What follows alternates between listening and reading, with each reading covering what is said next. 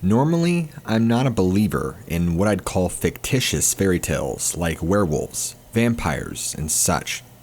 But I will acknowledge when I find proof of the existence of unknown animals that I didn't previously believe in. I've spent a lot of my time in the Sierra Nevada mountain range, exploring and looking for caves to dive into. I've camped out there many times. I've heard all sorts of wild, hairy tales. Things that will make your skin crawl. I, too, have found evidence to believe that there might be a predator at large that's far more potent than your typical mountain lion or black bear. I've come to find evidence of what I would best support the hypothesis that there is indeed a large alpha predator, more likely a wolf, that dominates much of the range on this mountain. I've heard stories where people talk about seeing bright lights, or even Bigfoot. I can't confirm nor deny any of that. I myself have had zero experiences with all of that. What I can confirm is the things that I know I have found that I cannot explain, and evidence that would point to a large, upright walking predatory wolf. The first major player in the evidence that I've mustered is finding large canid prints in multiple spots on my trek. There's one major component to these tracks, and it's that they don't adhere to your standard wolf-sized tracks. Your standard wolf track, on average, is around 4 inches in width and height.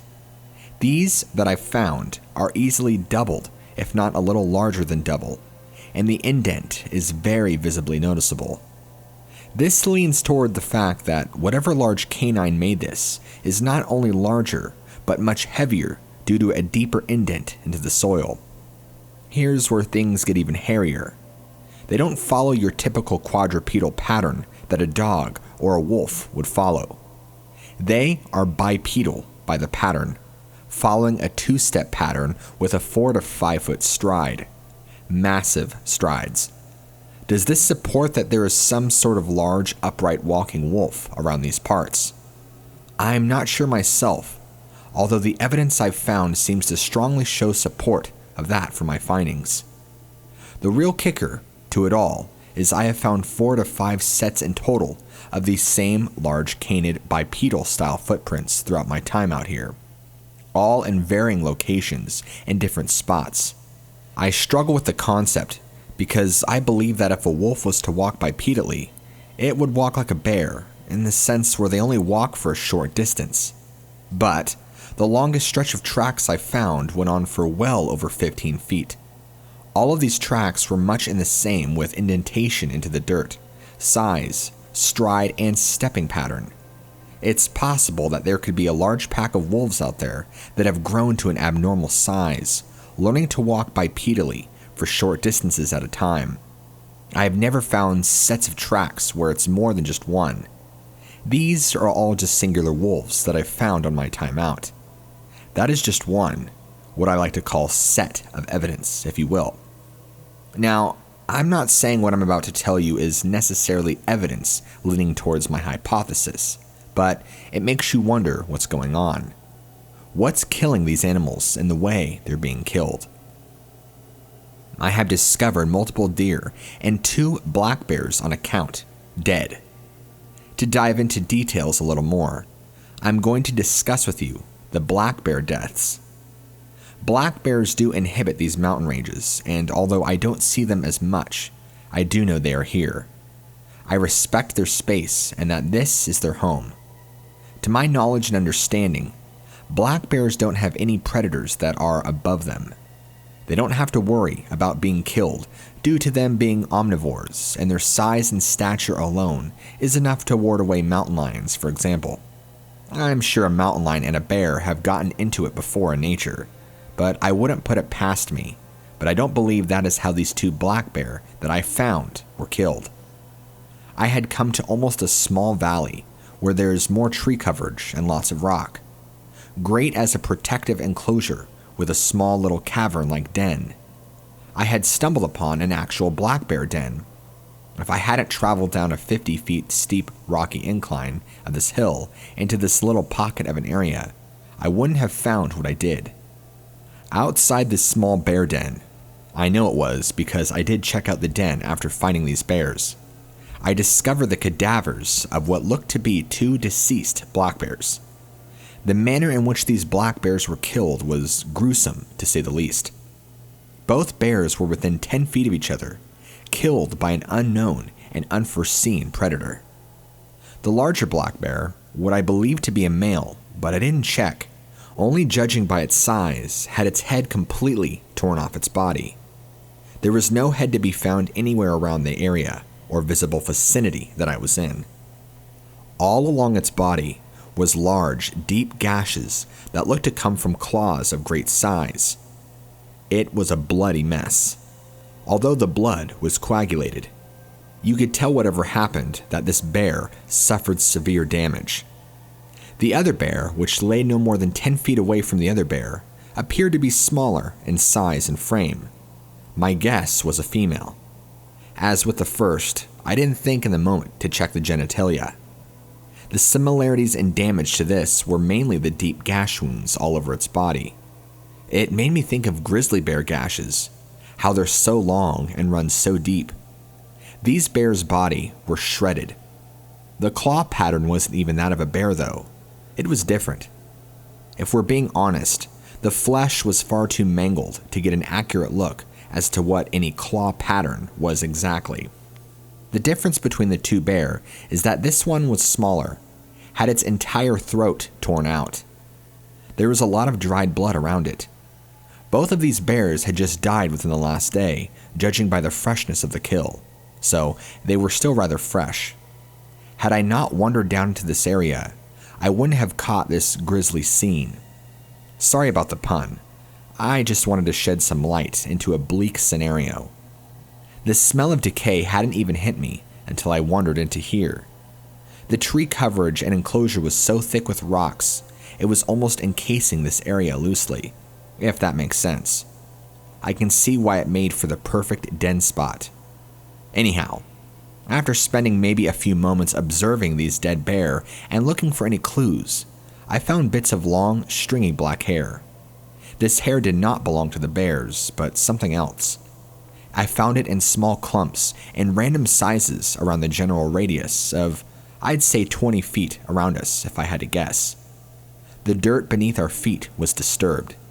I could see there were tracks of both bear and another animal, but I couldn't make out anything distinct. There had been too much ruffled dirt. It was clear there was some sort of fight, a struggle, and some form of mountain predator tore these bears to shreds, ripped off the head of one, and tore the throat out of another. Last I checked, mountain lions don't kill like this, especially not 2 black bears. Their claw size also wasn't capable of making the gashes that I saw. These were huge. The entire scene of this upset me so much, I had to get out of there, and fast. I figured whatever did this to these bears was still close enough to this area. So, I'm left with the question, what does that to a black bear? I always thought black bears were pretty much never challenged by other animals. I guess I'm wrong. Then I think about large canid tracks that I've seen over the years, and I can't help but put 2 and 2 together. I've never seen anything like the black bear seen since then or before. I'm not sure if those tracks have anything to do with what killed those bear, but I speculate it might. If the tracks I found really do belong to some unknown upright walking canid that lives out there, you're talking about a several 100-pound canid predator. Wolves themselves are large, so something more than double its size and bipedal. Now that's scary. Who knows what kind of damage, if exist, this animal could truly be capable of. The last and only other out-of-place findings I've really had have been deer. I found deer dead in all various ways of being killed. Just in the mountains, of course, which is the context here, where I primarily spend much of my time. I've seen them with their throats torn out and mangled, which could easily be explained by the current standard predators in the area. Then there are the ones that I find are stranger than fiction. 2 ways, actually. The first is I've only found maybe 4 in total like this, but these deer are ripped to pieces. Quite literally, I mean that. torn to shreds. Whatever killed it didn't even bother to eat it, only tear it to pieces, including its guts and all. Some of them were more disemboweled than the others, but they were generally just ripped apart. The worst one I found was a young deerling, slightly older and larger than just a little fawn. All 4 legs ripped off its body. The body was ripped in half with intestines spilling. Head and neck were both ripped off and apart. Part of the face was smashed in from the left side, and it looked to be smashed by a large rock to me. This small fawn, like the rest of the other deer I saw that died this way, are found within a small space, no more than 30 feet from each body part. It too was a bloody mess, as all of them are. Of course, my spacing estimates are just guesses, of course. Nothing is ever formulaic. This fawn had to be there for a few days, so it was decaying thoroughly. But surprisingly, there seemed to be no predators that had come and taken the free meal. The fawn didn't even appear to be eaten on, just butchered. Some of the other deer I found were in fresher states of decay, as all the kills I find are usually fresher. Probably because, out there, the bodies can decay so quickly due to climate. The same case was said for the other deer that I had found. Virtually 0 signs that they were eaten on by not only what killed them, but anything other than maggots since. There is 0 known predators that will kill a deer, tear it to pieces this way, and not eat on any of the meat. I see no reason, any logical reason why any predator would waste food in that way, considering it takes time and energy of the predator to take down a prey. Biologically and by nature's law, it doesn't make sense. It's something I'm still researching and looking into. What animal kills prey aggressively just for the sake of killing? Number 2. The other way that I'll find them dead is far more disturbing in my opinion, just because of how unnatural the death itself is. I found more like this than I have torn to pieces. These ones die and have random parts of their body cut open, or missing parts of their body, with no signs of blood. In fact, the first doe I found had both of her front legs and right calf and right half of her face gone. They looked to be perfectly cut out, like a fine laser or something. No drop of blood, and the body had begun to mummify under the sun. There were 0 signs of decay other than that. No flies, no signs of maggots. Not even an odor of death or decay, actually. No signs of predators even coming to check out the cadaver. This doe was probably a week old dead, if I had to guess. It was just lying there in the middle of a small clearing, higher up in elevation. Other deer I found that were killed in this manner had very similar death patterns. Another one I found had its entire neck and head missing. Bigger doe it looked like, but the same as the first. No blood, no signs of decay, or flies or maggots. Not even predators. No smell of rot or death, and the cut once again looked surgical in nature. It was extremely clean, not a single imperfection was made. They were so clean that it looked to be man-made. At the elevation I was at, I had no answers for these happenings, because I go to areas not others go to. Why would somebody be out here taking pieces of deer? It just doesn't add up to me. That also does not explain the strangeness of it all. No smell, no animal or insect touching the body. It's weird to me. Things just don't die and not give off an odor. All of this paired with the killings of both bears is kind of frightening, to say the least. Adding the deer in, and assuming there's all one big grand connection here, don't mind the conspiracy. This might be some sort of undiscovered, lone canid alpha predator. I'm no stranger to the weirdness that goes on in these mountains, along with many other mountains in the country that are notorious for UFOs, Bigfoot, and other things of that nature. I know the natives out here have many stories about these mountains, as well as a plethora of explorers and hikers alike. However, the things I've told you about are really the only encounters that I put in that category of mysterious. Everything else has just been pure survival in the wilderness. For me, to believe there is something, there needs to be a strong, suited sense of evidence for that something. That's how I've always lived by, and this situation is no exception. I cannot deny the evidence that there is something that is somewhat canid.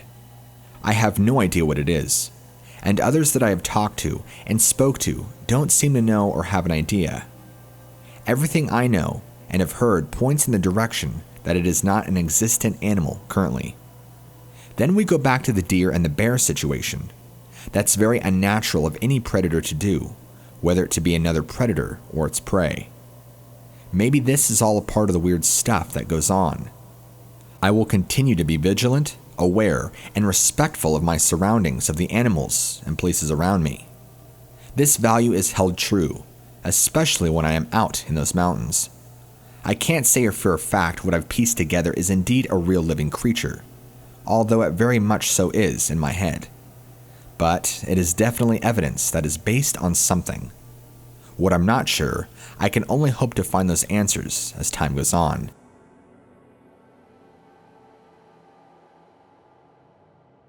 This happened to me about a week ago. I live out in a big area that's primarily used for agriculture, so there's seldom houses and lots of long empty roads around here. Because of this, my nearest neighbors are about a quarter mile in both directions. Beyond that is sparsely spread out neighbors on both sides of the road, with large fields full of varying grains and plants. Between properties and areas of housing, there are large amounts of land for cattle. Think flat plains with a few trees here and there sprinkled in. Because of this, there's not a whole lot of traffic going on either way of the road. Most of the time, the entire road is dead. It makes it enjoyable for living out here. So, I have a 5-month-old son that is in this new sleep phase of his where he needs to be put in the car at night and driven to sleep. Usually, at night, I will put him in his car seat and put him in the car, get in and go for about a 20-minute drive, turning around at a certain point and driving him back.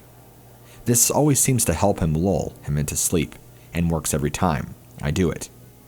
Alright, so now that we've got some background info cleared, here's what happened. About a week ago, it was around 10 p.m. at night. It was clear out, decent weather. Not too cold, not too hot. I come out, put my son in the car and hop in, pull out of the driveway, and we're on the road driving. If you keep driving down a road, it just continues on straight, with a sharp 90-degree turn that heads south.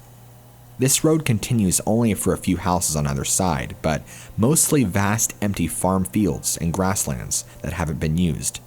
It's pretty barren. On both sides of the road, there is the typical road ditch that you would have, and then there's a small fence. In these ditches and along these fences are very tall grass. I don't know if wheatgrass is the correct term for it, maybe just wild grass. It's the tall grass that you see out in the country that reminds me of how wheat looks. It gets very tall along here because it's never cut. This is important, and I'll explain why here in a minute. I need to mention that because we live where we do. Animal and nightlife is very common. Deer are nocturnal by nature, so we see does by the dozen out here all the time. Blacktail, actually. Skunks are commonly seen just as much as raccoons and possums. You'll even see the occasional coyote sometimes, but that's more rare. We have cougars and mountain lions out here since they come down into the valley, but I have not personally seen one yet.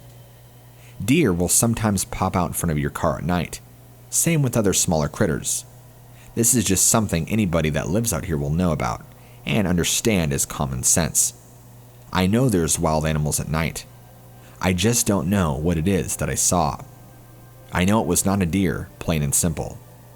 Okay, so I'm driving down this road, and the road begins to incline slightly.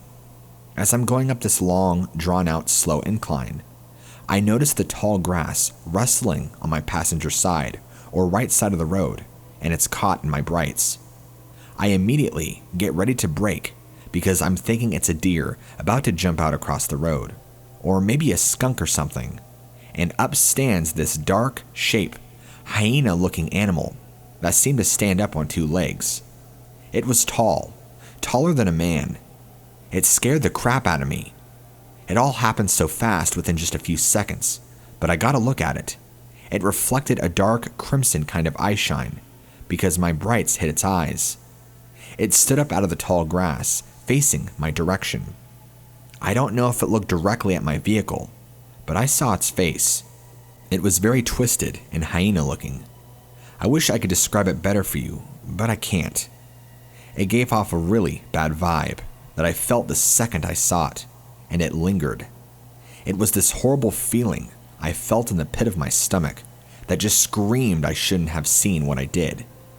When I first saw the grass rustling, I had let my foot off the gas, but not pressing the brake. As soon as I saw this, I had about 3 seconds of shock and, "What is that?" and then slammed the gas to go.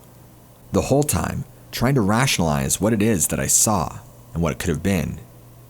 Even though I got to see it from the front, I couldn't see any specific details like what its arms or hands looked like because they were down on its side, but it resembled a very hairy person with an ugly hyena-looking head and face. That's what I made out from the few seconds of my brights hitting it through the grass. And then, that evil feeling. Gosh, it's hard for me to type this out without getting chills just thinking about it. I have never just felt that overwhelming sense of evil before. Once you feel it, if you ever have felt it, you'll know. It's uncomfortable.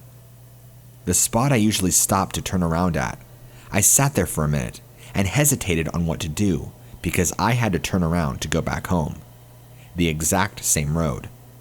I didn't want to cross that spot again and see that thing. After sitting there for maybe 5 minutes, debating with myself, I talked myself into doing it. I was very nervous the entire drive back home, even though it's only a 10-minute drive back. As I drove back through that spot, I didn't see the animal again. I even looked in the same spot I saw it before. It was gone. The feeling too was gone, and it didn't seem to be anywhere around that I could visibly see. Anybody out there who's listening will understand where I'm coming from if they've ever had a sighting that's truly frightened them as this did to me. Whether it be something that doesn't exist or a true animal, fear is fear. There's just something far more to this than seeing something that I didn't know what it was. It invoked this awful feeling of fear and dread. I've never had that happen before. I don't think it was a natural animal either. Nothing besides bear will stand up on their hind legs like this did, and it was skinny looking. The face is what still haunts me when I rethink about this encounter. I don't want to dwell on this too much, but thought if I told you about my sighting with whatever this animal is, I could possibly get some answers. What did I see that night? Years ago, I was working as a chemicals operator at a company near the airport here around Huntsville, Alabama. I was scheduled to work a third shift, and I had extra time on my hands before going into work that night. So just before dusk, I went down to a swamp I knew had some good bass and bluegills to try out some new fishing lures I had just bought.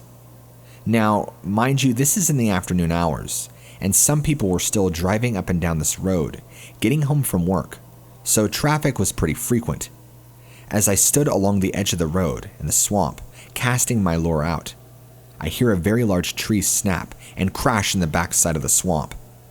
I've never heard a tree fall in the woods naturally before, other than someone with a chainsaw cutting it.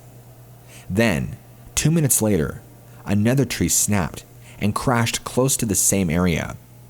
Totally not a coincidence, so I'm no longer fishing at this point. Instead, I started walking down the edge of the swamp on the road to get a better look into the woods.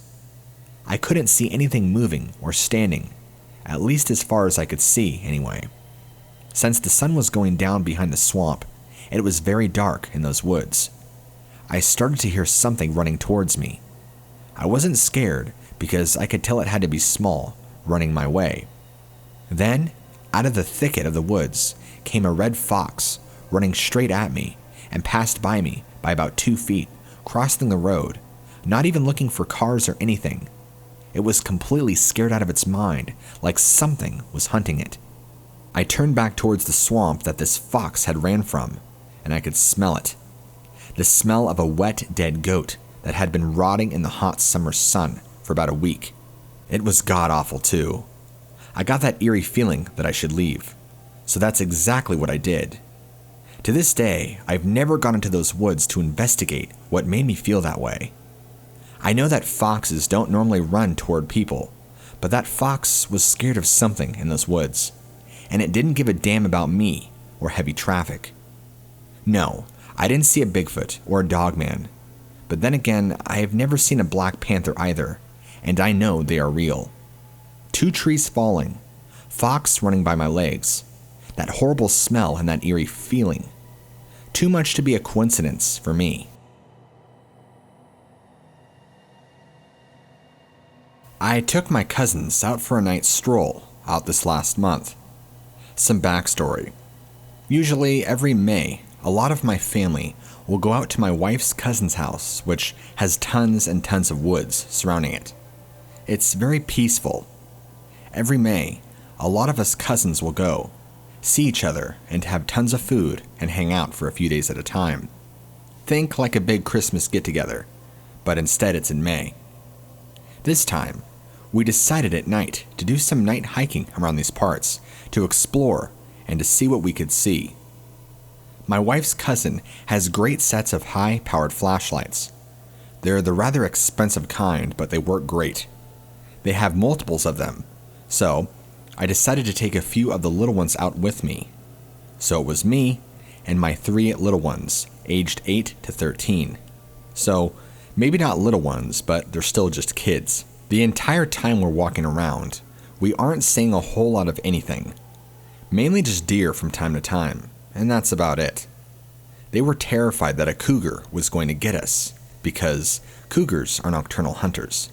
But I kept them calm, letting them know that we were making too much noise to draw in a cougar and would scare it away. That's when they decided it would be the best idea to travel into even thicker woods, where the underfooting wasn't as safe due to unseen rocks and brush. At the time, I wasn't aware of that, so I said of course, being in the moment and not wanting to disappoint them.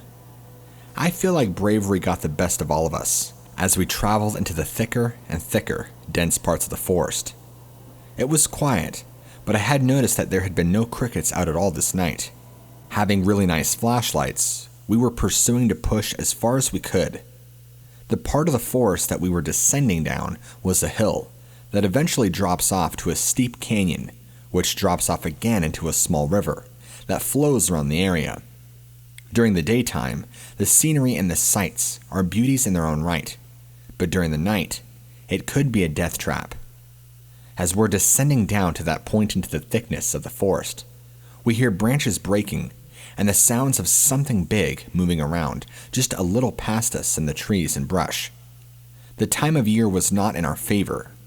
Being springtime, everything has grown back, full and lush. You don't have a ton of visibility because of that. The kids and I halted, listening quietly. That's when the 13-year-old started panicking, thinking it was a mountain lion, but I kept trying to signal to him to be quiet and to listen.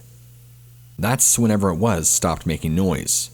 We stood there for a minute, thinking that whatever this supposed mountain lion was doing, that maybe it heard us and walked away. We didn't hear anything though, and had it left the area, we would have heard it trot off into the night. It was just quiet.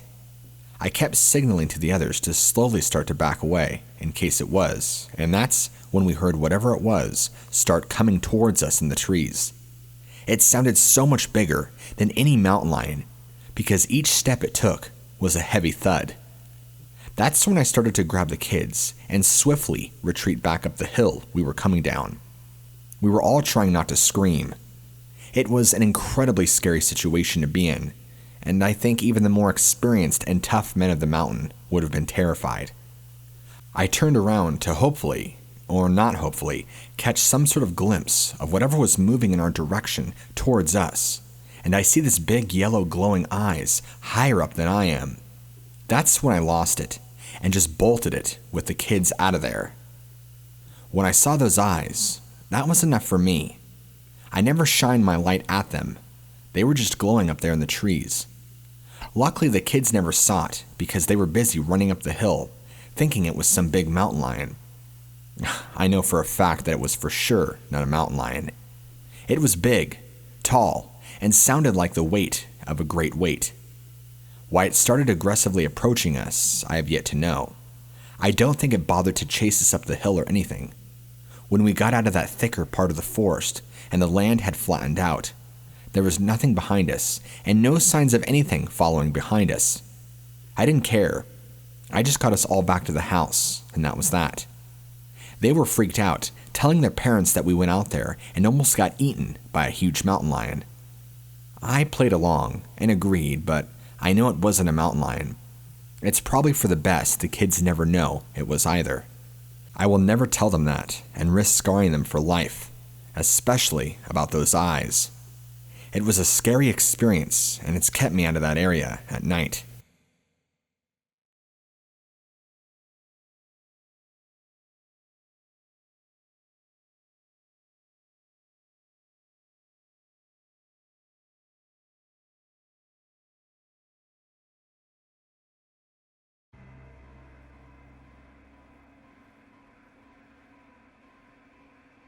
First off, this happened about 3 years ago. I live in rural Tennessee, farmland, small town USA. So, one night early fall, my friend called me and wanted help with his newborn calf. I told him sure, jumped on my dirt bike, headed over, and when I got there, he had done deliver the calf, but the calf's mother was freaking out, mooing a weird kind of sound. My friend said he was going to go lock her in the barn and would stay with the calf. So, I did, and he was gone not even 3 minutes, when I caught a nasty wet dog, dead animal smell coming from my right. It was putrid. I thought it was a great dead deer rotting nearby, but then I heard some branches break about 40 feet to my right. I thought great, now a bobcat or some dog was going to eat the rotting deer and make the smell much worse. But, to my surprise, the smell moved. I'm like, what? Smells don't move. So I shined my light in the area and caught a glimpse of something black. It was a blur and moving so fast. I thought, oh no, a bear. But I have never seen a bear in these woods. Just then, I heard something to my left, and I turned towards the sound, shined my light in front of me, about 20 feet away, and what I can only describe as a werewolf, like right out of a horror movie. It was standing on 2 legs, glaring at me. My mind was thinking that this is not real, and can't be, but there it was, 7 foot tall easily. I'm 6'4", no small guy, 280 pounds, but this thing made me look small. It was sniffing the air, and it showed a mouth full of teeth. Then I heard a branch break from my right. I turned.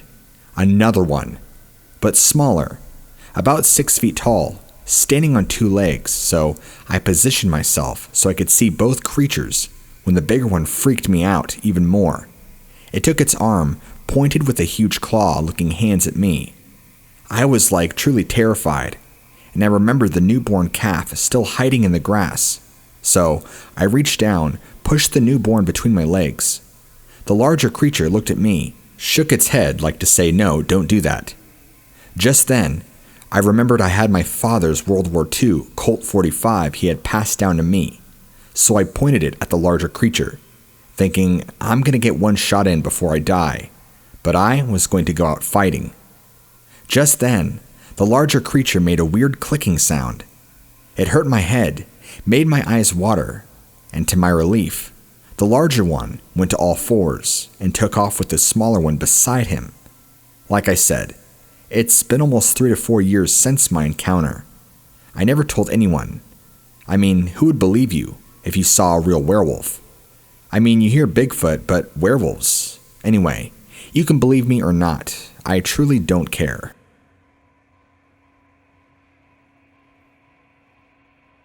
My 2 friends, best friend, my twin and I are playing in the woods, because we had nothing better to do that night. My friends were playing a game when we find the missing man. Basically, one person has a couple of minutes to hide, Then, the group attempts to find them, as if people have never played hide-and-go-seek. My best friend hid the longest, technically, because I didn't want to rat him out, because he's my best friend. So, me and him met back up, and decided to scare the rest of the group. So I started screaming, "Get it off," over and over again, hysterically. Nearly scared the rest of the group dead, because they were scared for me. We ended up getting a kick out of it. So we all went back to my house and grabbed some water and snacks. By then, it was about 11:55. So the group decided to go back out while I stayed because I was bored of the woods. 25 minutes later, they come out scuttling and panting. They thought I was out there messing with them. They didn't tell each other what they saw. They all knew at the very least someone or something was following them. I asked what did they see. One friend said he thought I had a wolf mask that I was following them, and I would like squat or move towards whenever they shine the light that way. My twin said, yeah, I saw something out there, like the one friend described, but as they were headed. So I got excited because now I wasn't crazy at 8 years old. So we all went back out there to try and see it again. They both showed me where they saw it, and I asked where on the trail this happened. So we all ended up sitting quiet on the trail, hoping to see it for about 15 minutes. Instead, we got a blood-curdling scream. It wasn't a coyote, and we all know what they sounded like. The problem with it being a mountain lion is they don't. Their screams don't hold, and they don't sound like a woman. It lasted for 40 seconds. Just one big, deep, continuous scream. They asked what it was, or what it means. I said, that means it's time to get out of here. So we all ran out. By then it was getting later, so we all went out for a drive with my 5 of us in the car to get away and forget what we saw.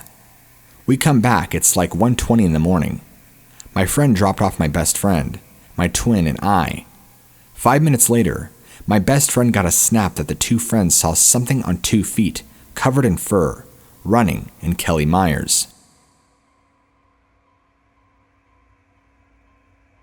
I was walking down the fence line in the pasture, heading towards the corner where the fence went off to the left, towards the apartments, when I heard something large in the woods coming straight towards me, crashing through the brush, and sounded bipedal. It made me really curious because it was very thick woods and hard to walk through. And besides, that no one would ever went in that part of the woods except for me. These were like my woods. I called out, "Who are you? What are you doing here?" And no answer. So I repeated it. Still no answer. Yet they kept coming closer to me, till they got about 25 feet from me. And it made me mad. So I almost jumped over the fence and ran over there to see who was only 25 feet away from me and did not want to answer. But then I remembered that I had seen a man in his 40s with a long-barreled revolver on his hip across the creek coming from an area that had an abandoned barn. That area always gave me the creeps, so I just never went there. So I caught myself right before I jumped over the fence and said, no, something does not seem right here. By this time, I was at the corner of the fence line, so I turned left and continued to follow the fence line towards my apartment.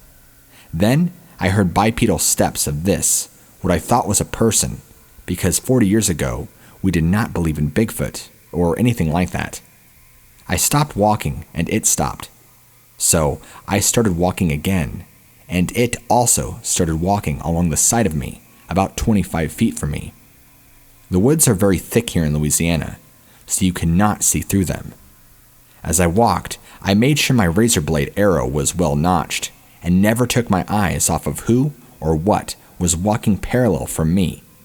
And then it came to a part of the woods that I could never get through, because there was a different type of bush there, about 6 feet tall, and they were very, very sharp. And tried everything I could to get in there to get my bird, but could not crawl under it or go over it. And I was afraid not to go through the brush. I had scratched my left eye twice and had to get the top layer of skin removed by an eye doctor from going through brush in those woods. This thing started crashing through this brush as I started to walk very fast, and then I just saw for a split second a very, very tall black figure crashing through the stuff. It was solid black, maybe 10 feet tall. It had to be huge to step over the top of these 5 to 6 foot tall bushes. I could see them from about the chest up. It had its arms in the air and out in front of it, and its torso leaned forward, but I did not see any cloths, which I thought was weird. That's when it hit me. It was not a man. This was something else. I had no idea what it was. All I saw was a black silhouette type of figure. I took off running, and it did also, and paralleled me all the way to the parking lot. When it reached a large tree right there next to the parking lot, it sounded like it started smashing and snapping large tree limbs from the tree, like maybe 4 to 6 inches in diameter. I jumped the fence and ran right into my apartment, which was facing the woods by about 50 to 75 feet away.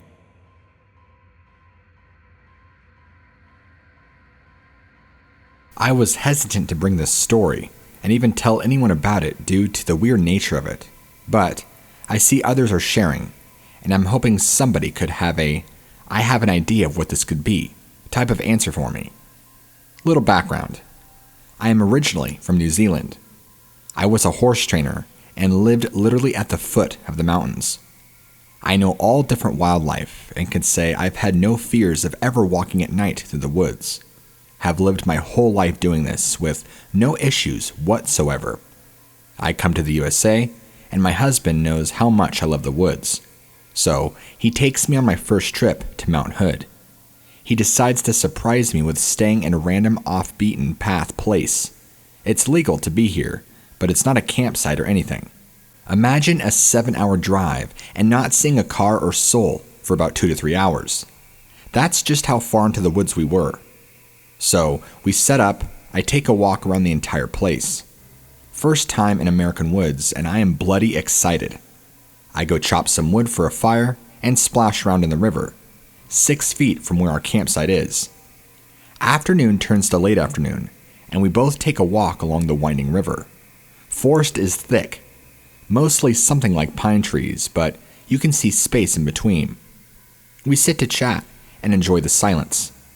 Dead silence, I may add, which I have never heard before. Then, my husband says, "Don't look behind you." I say, "What?" "Don't say that. That's like a horror movie line to scare people." He said, "Let's get out of here. I just saw something watching us from a tree." I look, and we heard 2 feet running like lightning, and I saw a tall shadow, but that's all I saw. I said, "What was it? Was it a man?"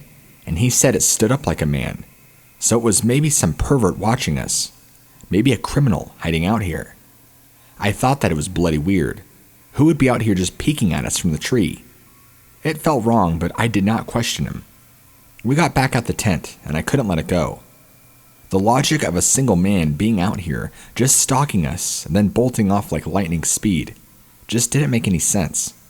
So I decided to investigate and see if anyone was around. I told him I needed to do something, and he said, "Yell if you need me." I found claw marks in the dirt, and the size was of a dinner plate. I saw them next to some type of poo. I'd never seen poo that big, or so weird looking that I couldn't identify. I found no evidence of anybody in the area, and I even did a 20-minute walk, foot, along the road, seeing if anybody was camping out like where we were. Nothing. Not a soul. Not even one car drove past. So weird. I thought maybe he saw a bear, then didn't worry too much about finding after no humans around. Go back to camp, made some tea, and was sitting, looking at the river with the thick woods to my back. I started getting very dark and death-type feelings, like something is watching me. Then this idea flowed through me that something is going to kill me, stalk me, then attack me once darkness falls. It was like something was laughing at me, about it like it was funny. Weird to say this, but this is what it felt like. It was terror, like nothing that could ever be imagined. I was sweating now, and absolutely terrorized. As this feeling felt so real, I kept looking in the direction this feeling seemed to be coming from, which was from that thick wooded area behind me, and I could not see a thing. I got it so bad I could not function normally and told my husband. He laughed and said I was just a Kiwi and didn't know American woods. I said, like hell, mate, Something is planning to kill me out there, and I could feel it watching me 24/7. I asked him if a bear could be emanating its ideas to me, and he said that's not usual for animals to do. Maybe I'm just not used to the deep woods. He didn't believe me, so he just looked at my face and faced the woods. If you feel the need, I have a gun, so you won't need to worry.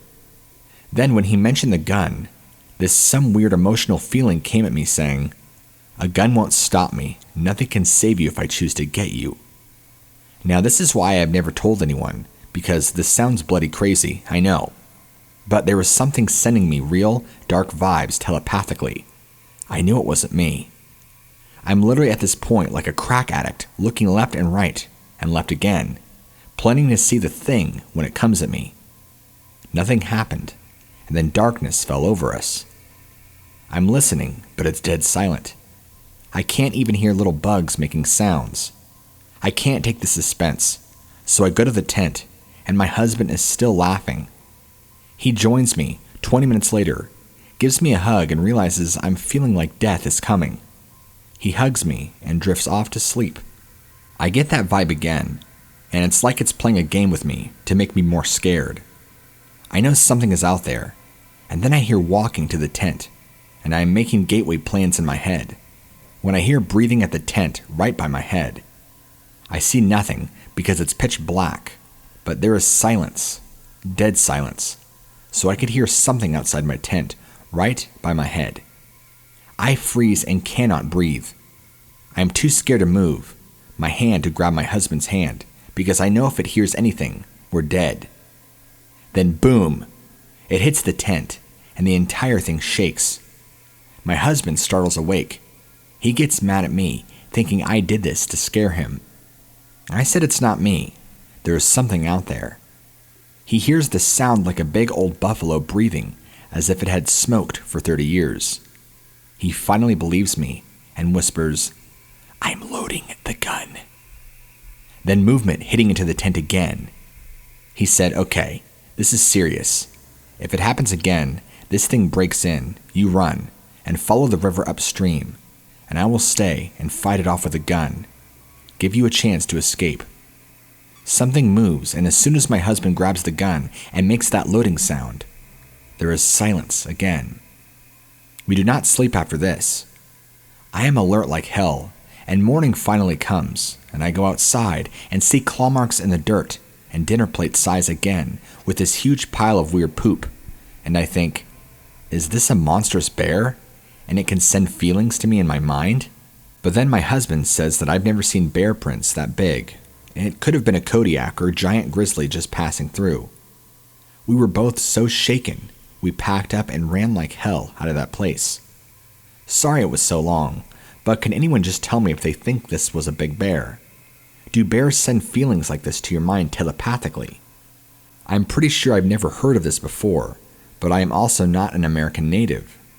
This had bothered me for years because I've never had a force of emotion come over me like this that has totally crippled my emotions and body.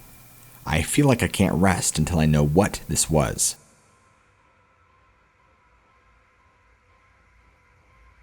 When I was a teenager, I had a few experiences with some kind of creature. I'm not saying that it was an upright canine or a Sasquatch, or really anything else, because I honestly don't know what it was. I'll give you the details, though, and you can come up with your own conclusions. All I know is whatever it was huge and stalking me, and was massive on a scale of 8 to 9 feet tall. Perhaps there was a huge football player running around the woods near my house. I don't know.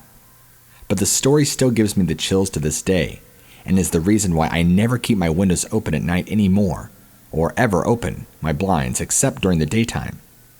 These events happened nearly 15 years ago, back when I was just a teenager.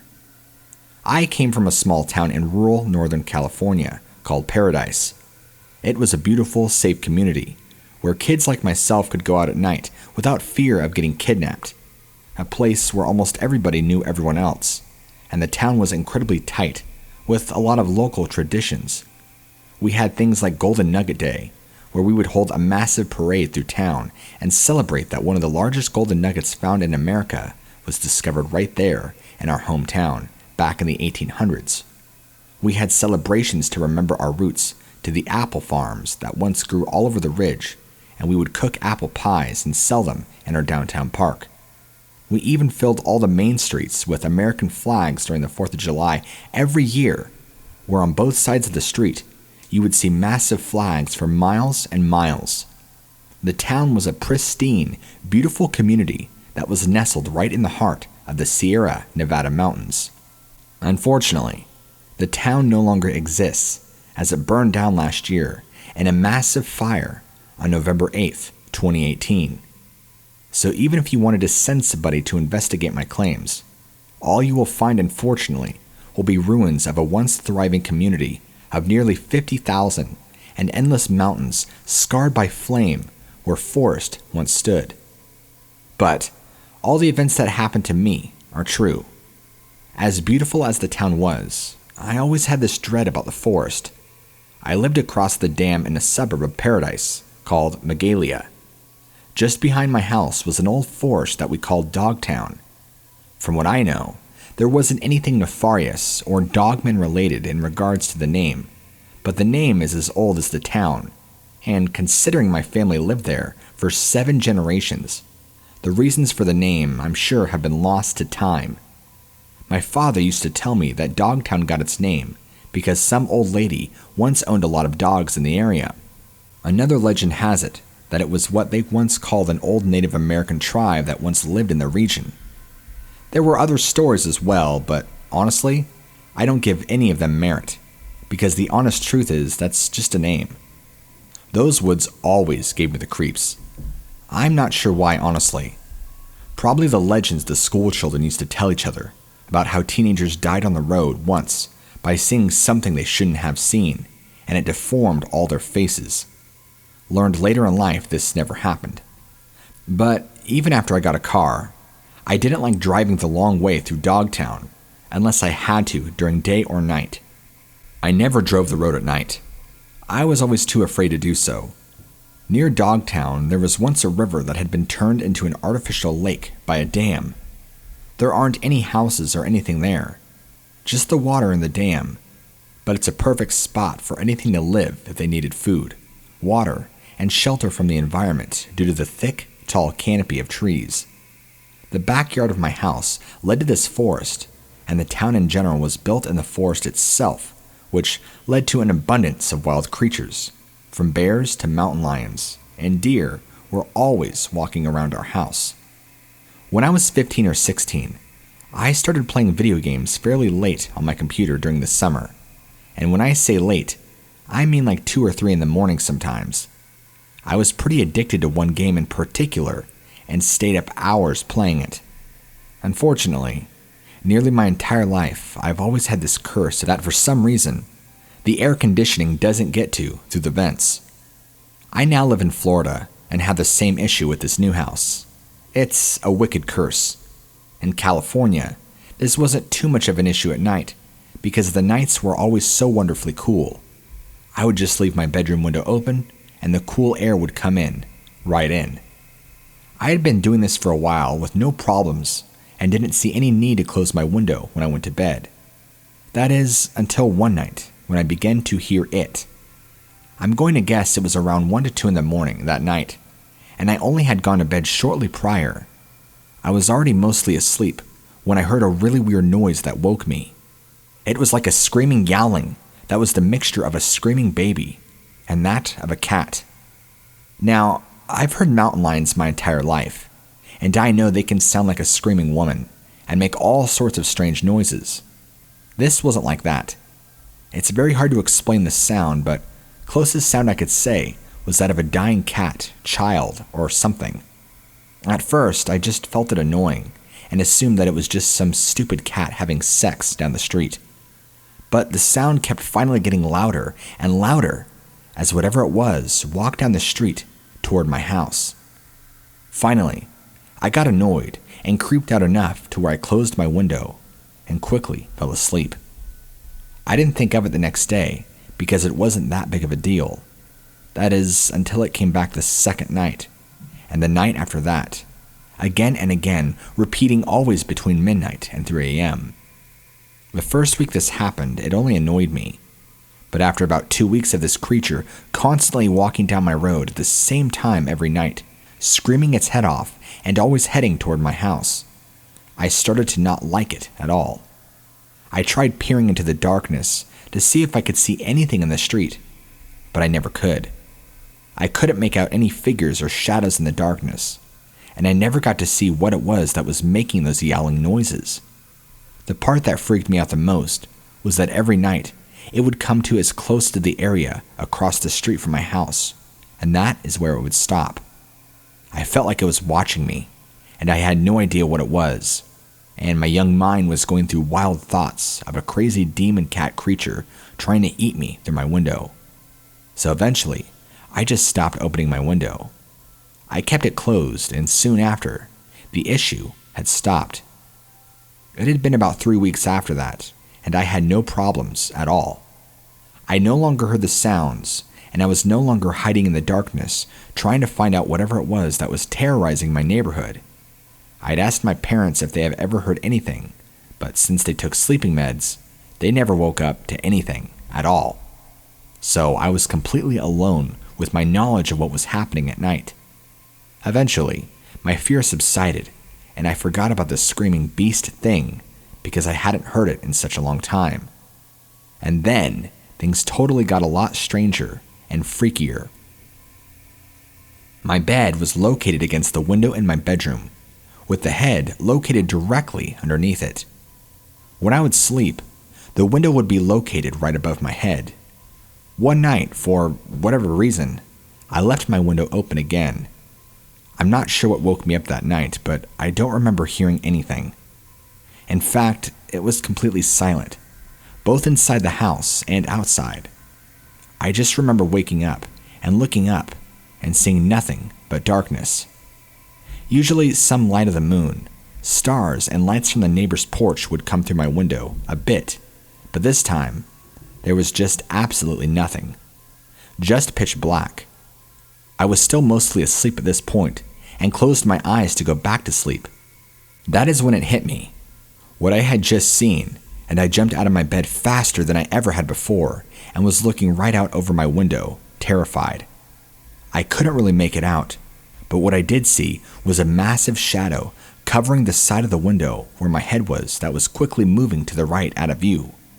I thought I was just dreaming, but then our motion sensor light turned on, and I knew somebody had been watching me in my sleep. I ran and woke up my dad, and he grabbed the gun. He ran outside the house, but unfortunately, he didn't see anything at all. My dad thought I had just imagined it and didn't really believe me, but I know what I saw. It was a massive silhouette of a man-shaped creature that was so tall, it went all the way to the top of my window, and even a tad bit higher. I couldn't see a face. I couldn't see if it had a muzzle or if it was flat because it was so dark. I couldn't see if it had a tail or ears. I couldn't even tell if this thing was a man or if I saw Bigfoot or Dogman. All I know is that somebody very, very tall was absolutely right there watching me while I was sleeping, only a mere foot away from my face. I never opened my window at night again, and to this day, I always keep my blinds closed and windows closed at night, even though I live in the suburbs of a city now. That wasn't the end, however. Although I never heard the yowling outside my window again, and I never did see another creature peering through my bedroom window, because I kept my blinds and windows closed, I did experience more later on. I think it was about a few months later that I was hanging out with my friend outside the front of my house in our driveway. My parents weren't home, and so it was just me and her, and it was about 11 or 10 p.m. at night. She and I both heard this screech nearby from the woods, and it freaked us both out, which is when she decided it was a good time for her to go home. At this point, I was home alone, again, in my kitchen. The kitchen is set up as an open floor plan into the living and dining room area, and a huge floor-to-ceiling sliding glass door in the dining room, which was clearly visible from the kitchen. I called my friend on her phone to chat with her while she drove home. This was during a time when driving and talking was legal still, and that is when a massive bang slammed against the back sliding glass door of my dining room. I jumped maybe a foot off the ground and dropped the phone as I spun to look out the door. I couldn't see anything because the only lights that were on were the inside house lights, not the back porch light. I dropped to the floor completely terrified at this point. It literally sounded like somebody drop-kicked my back door. I picked up my phone and I told my friend what had happened, as I was going to try and see what it was. Just as I was raising my head to see if I could see anything, an even larger slam hit my front door this time. This is how I know it wasn't just an owl or some deer accidentally running into the window. It first happened on the back door, and then whatever it was had to run to the front and then pound on the door as well. I was beyond scared at this point and ran to my bathroom and locked myself in there until my parents came home. Anyway, those are the scariest events that happened to me while I was there. I didn't see anything, and for all I know, was pranked or was being stalked by some really big guy. I know this story is probably a lot more disappointing than you thought it would be, and you are hoping for an actual visual sighting of something, more than just something pounding on my doors and windows and screaming at me. But honestly, these events freaked me out a lot. Enough that I've changed my behavior, even to this day, where I'm now 31.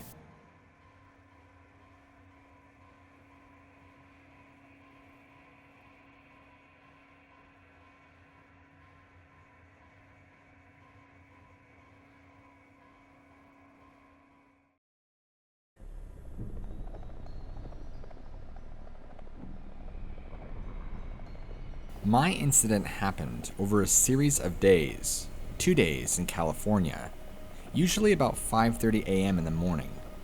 I was driving a large van on a 2-lane road through a canyon with a creek bed on my way to pick up special need passengers to take them to school.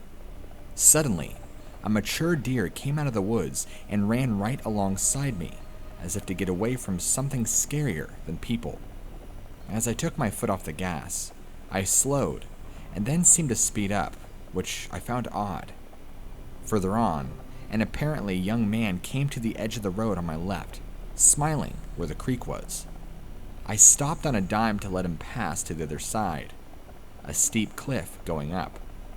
Instead of seeing him pass, all I could see was apparent fur across 2/3 of my windshield, and my driver door window went black. It was dark outside, and I could see the hair and fur because of my headlights. Then, in a swift motion, the fur went to a nearly straight-up cliff and disappeared, with an owl being knocked to the ground from its perch. The only way a human being could have ascended that steep incline would have been with a rope with a hook on the end and pulling himself up. But these apparent animals went up like the wind.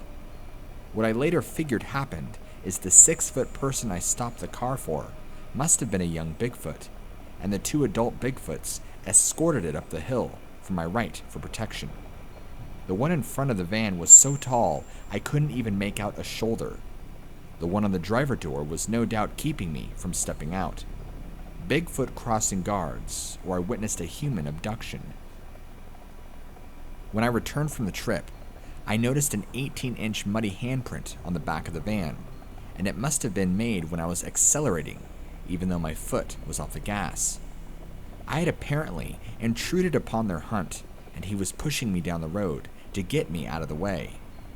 On a subsequent visit, I would roll my window down and whistle in the direction of the creek as I drove by. I did this for a week until one day I turned the corner to that spot, and there was a broken off tree in the middle of the road, which made the hair on my neck rise. Upon inspection, later in the daylight, I saw that it had been broken off 50 feet from the road, 8 feet up the tree, and carried, since there were no drag marks. It was a healthy tree, 10 inches in diameter. On Christmas Day, I went out to look for footprints. The moment I opened up my car door and stepped out, there was a huge wood bashing on one of the hundreds of oak trees opposite the creek that echoed all over the area. As I said, it would be extremely difficult for a man to go up that very steep incline in those oak trees. I went to the creek area, but felt I should not venture further due to the warning knocks from the sentinel Bigfoot, and had to be 1 or 2 or more of them right where I was. I got in my car and left. There were 3 huge bashing wood knocks, 3 at a time, that echoed everywhere while I was there. One morning, when I was picking up one of the kids located directly over the hill from that creek, there was a huge wood knock in the woods behind that house. They know me, what I look like, and are warning me. The interest of that Bigfoot and this particular house came to mind. There are stacked rocks all over this yard, very carefully balanced. The owner lady told me that she did it herself, but sounded very unbelievable. Why would someone make 50 piles of carefully balanced rocks in their front yard? It's my opinion that she has developed a relationship with the Bigfoot, or perhaps more than one. I asked a homeless person if he knew anything about Bigfoot in the area, and he told me that he was fully aware of a family of 3 living in the creek area. I saw 3. He told me that one of his friends tried sleeping under a bridge at the creek, and his mangled and torn up body was later found, having been dragged out from under the bridge. The sheriff said it was a bear or mountain lion, but the homeless guy said no. The body was too severely shredded for that to be true. A lady actor from the local playhouse said she was doing her usual Saturday night traveling through that creek area after a show when, without warning, the car slid into the next lane. She stopped and nothing was there. She later went to the gas station and looked for dents or scratches, and there weren't any. She makes no conjecture as to what happened and by who. One morning, after the tree in the road, I looked over to the creek area and saw 2 glowing red eyes, very wide apart, impossibly high off the ground. Could have been 10 feet tall. Deer commonly come darting out from the darkness towards my vehicle before sunrise. This is unnatural and a sure sign of seeking protection. I have tried to get any Bigfoot searching teams across the nation to come and find Bigfoot's lair, and they have shown 0 interest, and I've been snubbed. What is going on?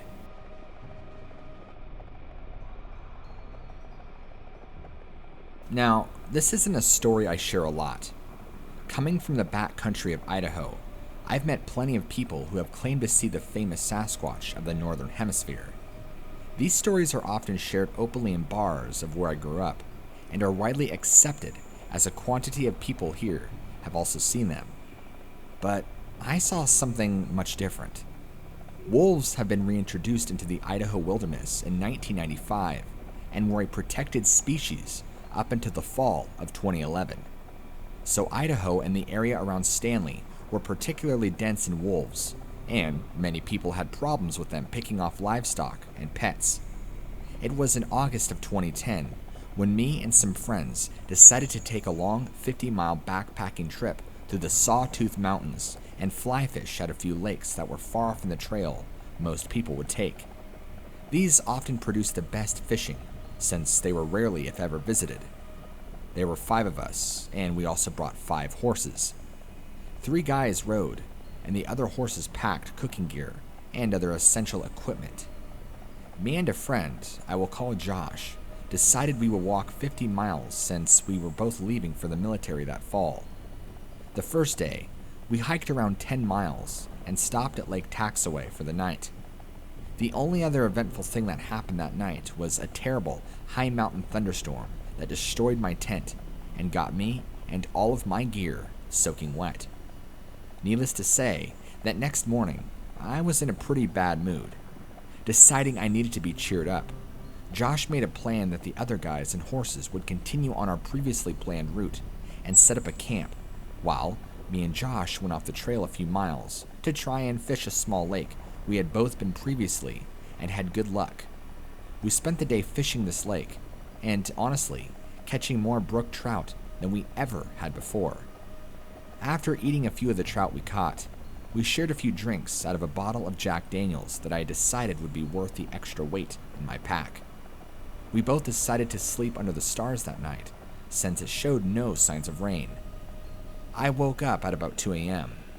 I remember sitting in my mummy bag, trying to figure out what woke me up. A few seconds later, I recognized the howling of a wolf pack somewhere in the mountains. I figured it had woke Josh, who I heard unzipping his sleeping bag to grab his Glock, the same thing that I was doing. Mine had been in my mummy bag the whole night and was currently sitting on my chest. The sounds of wolves were not new to us. Both of us were experienced hunters and backpackers, and we had seen our fair share of the furry animals. The area we were in was a saddle between two peaks and acted as a funnel for wildlife, including wolves. They would move from further up the mountains to the area we were in on their way to Grangine, where there was more flat grassland, which meant more prey. After a minute or two of the howling, I was starting to fall back asleep. Then it went quiet. But not just the wolves, the crickets, small rustlings in the bushes. It even felt like the air was shushed. That's when we heard the sound that we will live on in my nightmares for the rest of my life. It was deeper, throatier than the wolves. It sounded like a human was trying to imitate the wolves, and it was trying to call, like over a loudspeaker. The sound of it made me feel cold to my bones. It made me want to curl up in a ball. It ended, and the world stayed silent for a little longer before returning to the life-filled night that was natural. Neither of us slept that night. The next morning, we both started hiking again, joking about how scared we were in the previous night, both just chalking it up to maybe a larger wolf. But we decided to take a different route to base camp that our friends had set up as a shortcut. This path would take us through some back country that neither of us had ever been through, and by the looks of it, not many others either. The brush got thicker here, and the ground had leveled out. As we walked and talked, we both fell into a sort of nervous and cautious silence. There was something wrong. We both felt it, and it made us nervous. There was the smell. It was strong and musky, like the smell in a dog pound, but it was everywhere. At one point, we thought we could hear something moving in the brush off to our right.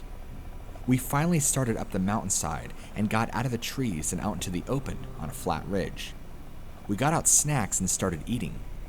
Looking ahead of us, we could see the smoke from what we assumed was our friend's campfire, maybe 2 miles away. We started to talk and joke about bad juju that we had felt in that small valley. But suddenly, Josh got very quiet and pale.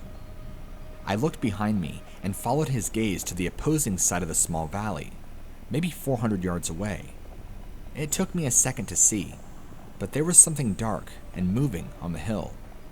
For a second, I thought it was another hiker, but it was bigger, with the bulk in the wrong places. I'm not a big guy, just a little over 5'7", and around 165 pounds. This thing had to be around 7 feet tall, judging by the trees it was near. The thing that threw me off were its legs. They didn't seem short and stocky like that of a bear. They were long and thick, more like an Olympic sprinter. We were too far to see its face clearly, but it clearly had cropped ears and a short snout. It just stood there, still. I thought maybe my eyes were playing tricks on me, and it was just a bear standing in the upright position, a very weird position. Then it dropped on all fours and took off down into the trees. The way it ran gave me chills.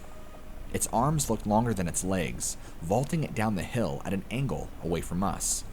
Its back didn't stay flat like a bear's. Instead, it arced, like a man in a costume bending over to a bear crawl. It was out of sight before we realized it was moving. Me and Josh quietly stood up, more or less, and jogged the 2 miles downhill to our friend's camp. When we got there, we were both sweating and out of breath. When questioned, we made some excuse about trying to race to camp from the hill. One of the guys was fairly new to the outdoors, and we didn't want to freak the kid out. We spent the day at the small lake they were camped at and fished for our dinner. That night, we all shared some drinks and Dutch oven cobbler before turning the lanterns off for the night. Me and Josh decided to share a tent. Neither of us wanted to admit that we were both a little freaked out by what we had seen earlier. I woke up again around midnight. I could hear Josh slowly breathing and someone else snoring in another tent. While in a tent, it's hard to hear exactly pinpoint where noises are coming from, but I could distinguish where the horses were.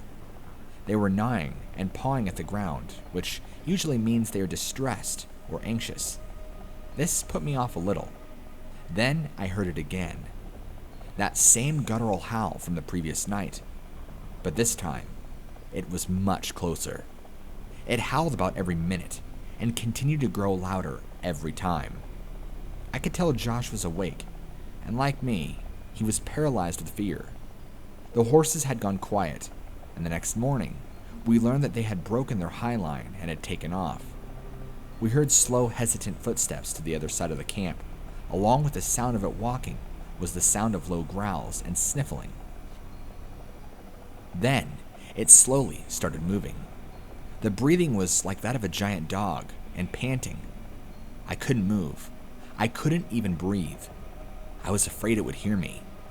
I heard it walk past our tent. It stopped. I had visions of it ripping open the tent and tearing us apart. Then I heard the audible click of a safety being taken off a handgun in another tent.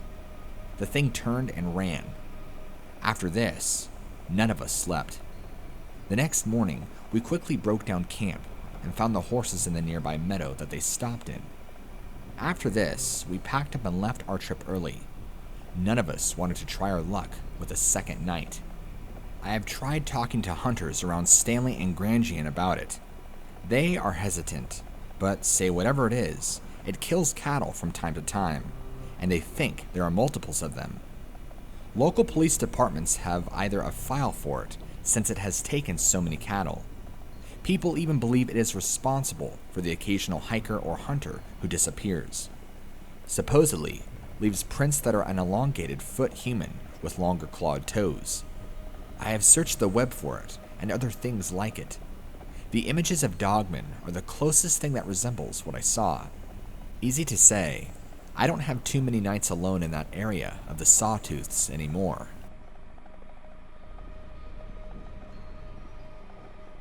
I work as a road construction laborer. One day, earlier in 2019, I was in southwestern Kansas, just a few miles from the Colorado and Oklahoma borders. We were closing a main highway for stripe removal to allow the county to restripe it. The day was going slow, and the water grinder truck was overheating and having a few problems, and I found it my turn to be the flagman, since I was a new hire to this company. The fields around me seemed to be empty farmland and pastures of emerald and amber grass where there were hills and large segments of trees that I couldn't see how far back they went, but I could tell they were thick. There was a hole in the electric barbed wire fence next to me. Well, a few hours into the day, I feel an odd sensation and look in the direction that it feels like it's coming from, and see a large black dog running through the field near the trees, maybe 100 yards away from me, and I don't think anything about it. Later, the owner of the property comes out to fix his fence, and I ask him about his dog since I couldn't tell what kind of dog it was, and he looks at me like I'm speaking Greek and tells me I have no idea what you're talking about. I don't have any dogs on the farm. I then told him about what I'd seen, and he looked at the hole in the fence, and then the trees, and drove back up to his house. That's how the story ends. I had never heard from him again, never seen the dog or felt the feeling ever again. Hello, my name is Christian Morris, and boy do I have a story to tell you. It all happened in the span of a week. I was messing around with some friends after school by the Salt River. We were talking when we noticed something out of the corner of our eyes. It looked like some kind of human, but with a full set of fur on its body. You bet your sweet butt that me and my friends got out of there as quick as we could. I thought that would be the last we saw of it, but no. We saw it again a few days later. This time we were walking up the road near the first place we found it. My friend had to take a piss, so we went into the woods. A couple of minutes later, I heard him scream. I got the hell out of there as quickly as possible. It turns out he went to pee behind a log and found some footprints. Shortly after this, he heard what sounded like thrown rocks. That's when he screamed. This all happened about 2 years ago, and we haven't seen it since. I remember 6 years ago when I was 19. Me and a few friends went backpacking in the Appalachian range of Pennsylvania. We had set up camp in the early afternoon. We knew it was a dangerous area, so we each brought guns for protection against bears. Anyway, as it got closer to the evening time, at around 5 p.m., I was fishing in a river about a quarter mile away from camp, and I started to smell something bad. I couldn't describe the smell. It was just bad. I heard some rustling in the bushes about 200 yards away. It was quite clear that it was footsteps from the sound. Almost thinking that it was one of my friends, I realized that they were south of me, so I began to panic. Whatever it was is getting closer to my fishing spot, and the smell began getting stronger. My fishing pole in my left hand and my right hand on my gun as I was getting ready to unholster it. I couldn't get over the smell, but at the same time, I was worried about my life. I kept my eyes looking in the direction of the loud footsteps.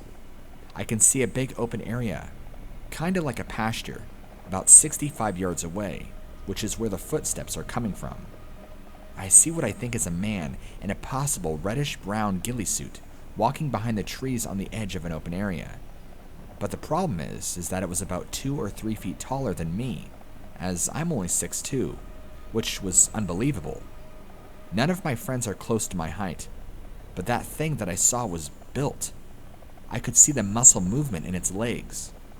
Listen, I'm no expert about Sasquatch, but I do know what I saw was no bear, as it was walking on 2 legs, and not in a way that I've ever seen. Both the legs and arms are primitive-like an oversized gorilla. The thing probably weighed 900 pounds. It ended up vanishing as it went to my right in the deeper area of woods. But after the footsteps stopped, I heard what sounded like chatter, kinda like some sort of Indian language. After the chatter stopped, the footsteps started up again, but it was footsteps going in one direction, and another sound of footsteps going in the opposite direction. I never told my friends about the experience because I didn't want them to think that I was crazy. Some people might be skeptic about this, but I know what I saw and heard, that it wasn't in the ordinary.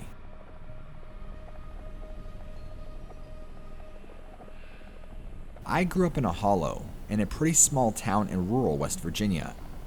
The hollow is roughly 3 miles long, but surrounded by family-owned forest land, at least 10 acres or more deep in every direction. The only homes located on the hollow were all family. We lived in the very last house on the road. We were the dead end of the road, and our closest neighbor was an uncle about 200 yards down a field. My brother and I grew up very poor, so we spent most of our free time outside, roaming the woods and whatnot. I remember so many times wandering around in the woods, and when it would just fall silent around us. Birds suddenly stopped chirping. Little animals stopped rustling in the leaves. Just complete silence. We always took that as our own personal signal to head home, like the woods were saying, "That's enough for today." As kids, we never thought much of it. But now recounting this story, it definitely makes sense. My brother and I grew up apart as we went to middle school, so we did not spend a lot of time together in the woods anymore, and mostly stayed in our moms, like preteens usually do. One evening though, our parents decided to go out for a bit of leaving, my brother and I with nothing to do. We decided to take a little hike for old time's sake. I was around 12, and my brother about 14. So this was roughly June 2004 or 2005. He had picked up cigarettes as a habit, so I credited his idea to head into the woods as an excuse to smoke freely and not have to worry about our parents popping in and catching him or smelling the smoke. We headed out and hiked a pretty decent distance from home, definitely far enough to keep his nicotine habit a secret from our parents, and way, way out of sight. We decided to stop and sit for a bit. It was mid-evening now, and the sun was dimmer, but left us just enough time to hang out for a while and make it back home, with time to spare before it was dark out. He set into smoking his cigarettes, and I had picked up a stick and was just whacking plants and digging in the dirt. We were sort of having short bursts of conversation, but mostly sat there, lost in our own thoughts. After about 30 minutes of sitting there, that strange silence fell over us again, and we looked at each other to gauge if the other thought that we should head back like we used to as kids when it got quiet out there.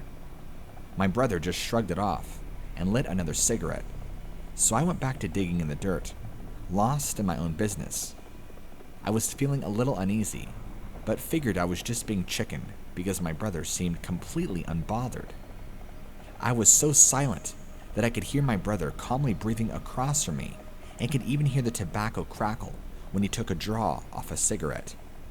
I heard a little rustling that sounded a little off in the distance and some twigs breaking. We literally grew up in the woods and were taught about all kinds of wildlife by our hunter of a father. I credited the rustling to a deer or coyote off a ways from us and never even looked up. A few minutes later, though, something caused me to look up. The calm breathing I had heard from my brother seemed to be caught in his throat. I jerked my head up to see what was wrong with him. His face was pure white, and he was looking a little to my right and packed behind me.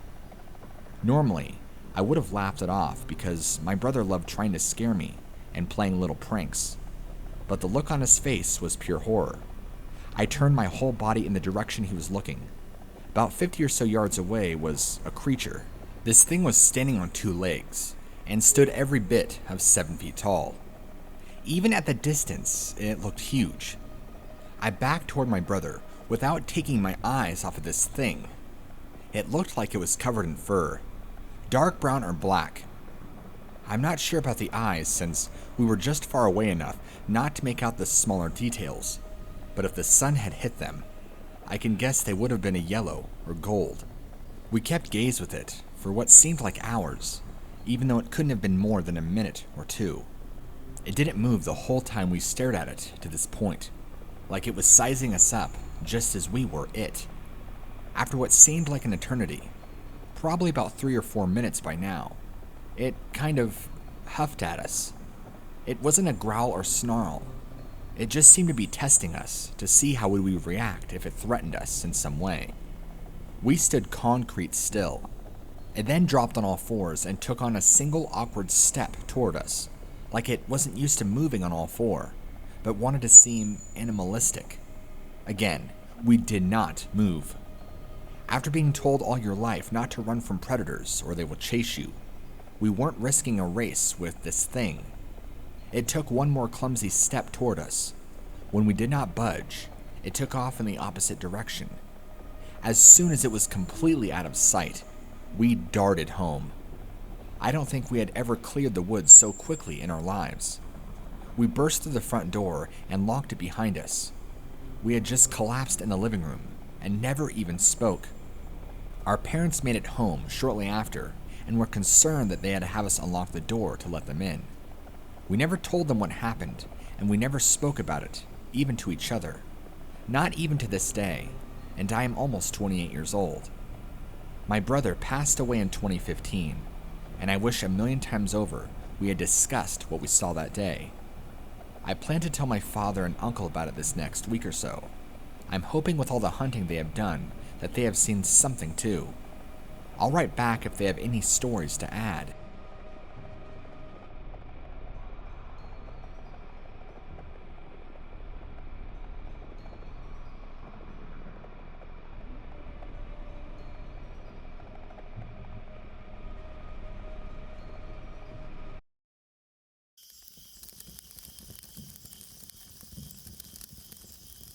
When I was a teenager, I became friends with a new girl in school.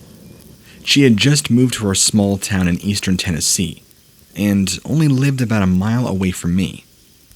After we had been friends for a month or so, she invited me for a sleepover. After she gave me a tour of her house, she showed me the best part. She had an awesome treehouse in her backyard, just inside the stand of trees. It was a proper treehouse too, not just a few boards of making a platform. It was about 15 feet off the ground, accessible only by a rope ladder. It had 4 walls and a roof, and little windows. It was just tall enough for us to stand up straight. There were a couple of camping chairs in there, and a lantern, but that was it. Of course, we slept out there that night. We brought our sleeping bags and some snacks up into the treehouse, told scary stories, and gossiped about boys in school. It was like something from a movie, and I loved it. Over the next year, we slept out there at least once a month, until it was too cold or raining really hard. We fixed it up just a little bit more, adding posters and a little carpet. It was almost like our secret hideout. Almost a year later, I came over for our regular sleepover, and we got ready to head to the treehouse. But this time, her father stopped us. He tried to talk us into sleeping in the house, but we just had our hearts set on the treehouse. He argued with us for a while before he told us what the problem was. There was word in the neighborhood of some kind of wild animal. At first, everybody thought it was just an animal messing around in the garbage cans and with stuff in the yard. Then, a neighbor had found a dead fox in his yard, gored to death. They had been hearing some howling for the last week too, so they thought it might be a lone wolf or possibly a coyote. Her dad didn't feel safe with us sleeping outside until they caught it, or knew for sure that it was gone. We had tried arguing that we would be way off the ground. We'd be fine. But, parents. He wouldn't budge. We went back to her room, sulking. Of course, we waited until her parents were asleep and snuck out anyway. Once we were up in the treehouse, we pulled the ladder up just to be safe. But we weren't scared of any animal. The night progressed as it usually did. We talked, painted our nails, ate chips and snacks, and listened to music. Finally, at around 2 a.m, we turn off the lantern and go to bed. I had just fallen asleep when something woke me up. I wasn't sure what until I felt it again. The treehouse was shaking. I wake my friend up, and she looks at me totally confused until we felt it again. It was like the tree was moving. I thought it might be a really strong wind making it sway, but I couldn't hear any wind at all. We didn't move or speak. We just sat up and listened and waited. The movement continued every few seconds, a subtle shifting feeling. I had a terrible thought that it felt like somebody was climbing our tree. My mind went to a psycho murderer at first, having already forgotten about the animal on the loose. I was so sure that no animal big enough to hurt us could get up into the tree. Then, we began hearing sounds, little rustling noises, like something moving in the leaves around us. The worst sound was the screeching sound, like nails on a chalkboard. It sounded vaguely like those noises the branches made on our outer walls during a strong wind. But it was much worse. We clutched each other, scared to death of what might happen. The 3 little windows had makeshift shutters to keep the rain out, and luckily, we had shut those just before we went to bed. We'd woken up to birds and squirrels in the treehouse more than once, and had learned our lesson. But that meant it was almost pitch black outside, without the lantern or flashlights. There was just the faintest moonlight coming in through the gaps of the shutters. We had no idea what to do, to be honest. We weren't sure who or what might be in the tree. We didn't want to open the door or windows to look, but were basically sitting ducks inside. Eventually, the sounds and shaking stopped. It had been silent for maybe 10 minutes when we decided to leave and sneak back into the house. It wasn't fun anymore. We were way too creeped out now to fall back asleep out there. We gathered up our stuff, tried not to make any noise. Then, before we opened the trap door and dropped the ladder, I talked my friend into opening a window and looking out. I wasn't sure what it would accomplish, but it seemed like a better idea than blundering mindlessly off into the woods. She turns on a flashlight, and we stood on either side of the window. At the count of 3, she unlatched it, opened it wide. We screamed bloody murder. We were face to face with a monster. It was clinging to the branches next to the treehouse. It felt as if it was lying in wait. It was big and dark. The long limbs were wrapped around the tree, and its sharp talons dug into the bark. At first glance, it might have been easy to mistake it for a wolf, but it definitely was not. The face and snout were similar, but the body appeared to be human, just much more hairier. And then, there were the eyes. They were staring at us in a way that we knew it understood our thoughts, sense our fear. We slammed the window, locking it, cowering on the floor and screaming, until we heard her dad calling for us.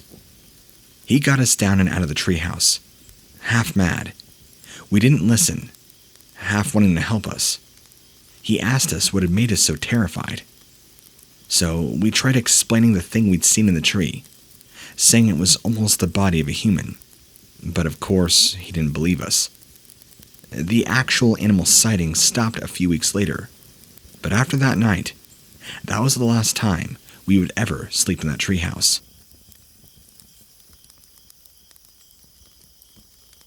In the summer of 2006, there was a string of Dogman sightings in my hometown in northwestern Missouri. I was a senior in high school at the time, and thought that the sightings were completely stupid. There was a single initial sighting, describing the creature, and then it seemed like all my classmates were constantly putting up blogs and MySpace posts, if you can remember that, about some similar thing they had seen in the woods or wherever. They were calling it a dogman because everybody said it had the body of a person, but the head of a German shepherd. And there were stories about people running into it while hiking, or even hearing it howling right outside their windows at night. Any kind of encounter you can imagine. Not long after the first post came with the pictures, blurry and dark, they showed some kind of furry creature walking through the woods or crouched down behind houses.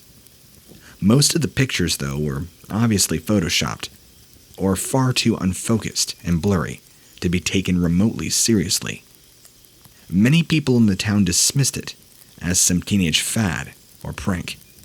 But high school and college-aged kids flocked into the woods that month, hoping to see this elusive creature, or be the first ones to get a real picture.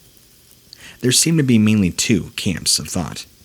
The people who genuinely thought it was real, and the people who thought it was fake, but were having fun with it anyway. I was in a smaller third camp. I knew it was fake, and was really annoyed by it. I usually hiked or ran in the woods, where most of these sightings had occurred. But that summer, I couldn't. There were too many people on the trials of setting up cameras, hoping to catch this creature. So a month goes by after the very first sightings pop up. There was actually a video going around that was surprisingly pretty convincing. It was way clearer than the previous pictures, and did not have any of the obvious Photoshop markers. It depicted exactly what the sightings had claimed. A tall, gangly human body, covered in dark fur, and a head with dog ears and a snout. In the video, it was walking on two legs, moving through the trees while sniffing the air. It wasn't a crystal clear shot, but it looked sort of believable. People would freak out, convinced it was irrefutable proof. They even demanded that the police search the woods entirely for the thing. I heard rumors of police patrols going into the woods where the video was supposedly taken, but I had no idea if it was true or not. Nothing came of it anyway. There weren't any official news stories about a mysterious creature, or even reporting the search for it. But the amateur dogman hunters kept searching. Finally, there were 3 more videos and a handful of photos posted before the truth had come out. 2 guys in our town had faked the whole thing. They were film students home from college. Someone shared a video of the one guy putting the whole elaborate costume and makeup before running through the woods, while the second guy recorded it. They came clean a few days later and released an actual behind-the-scenes video about how they had made the costume and edited the entire thing. They had started this craze for their senior project and now became minor internet celebrities for a few weeks in our town. Well, 2 weeks goes by, and the chaos kind of dies down. So I went to the forest with my boyfriend for a hike. Now that it was quiet again, we looked forward to it. We hiked on the regular trails. This was a 3-mile loop. It was a really nice day, but we didn't pass very many people. Luckily, everybody was sick of being out there, after obviously no luck, and a very elaborate hoax was pulled on everybody. When we were over a little halfway through the loop, we actually saw strange movements in the woods. It looked like something was walking alongside us, 20, maybe 30 feet back into the trees. We would see it for a second, and then it would disappear for a few moments, then reappear again. This continued for a solid half-mile. After all, of all the ridiculous fervor over the supposed Dogman, we were more than irritated than anything. If there was one thing that the scores of kids with cameras had determined, it was that there was really nothing out there. We ignored the movements and kept hiking. Just when we had finally stopped thinking about it, it ran out from the woods, crossing the trail in front of us. And of course, we got a great look. A front row seat. The creature was close to what we had seen. Tall, hairy, huge teeth.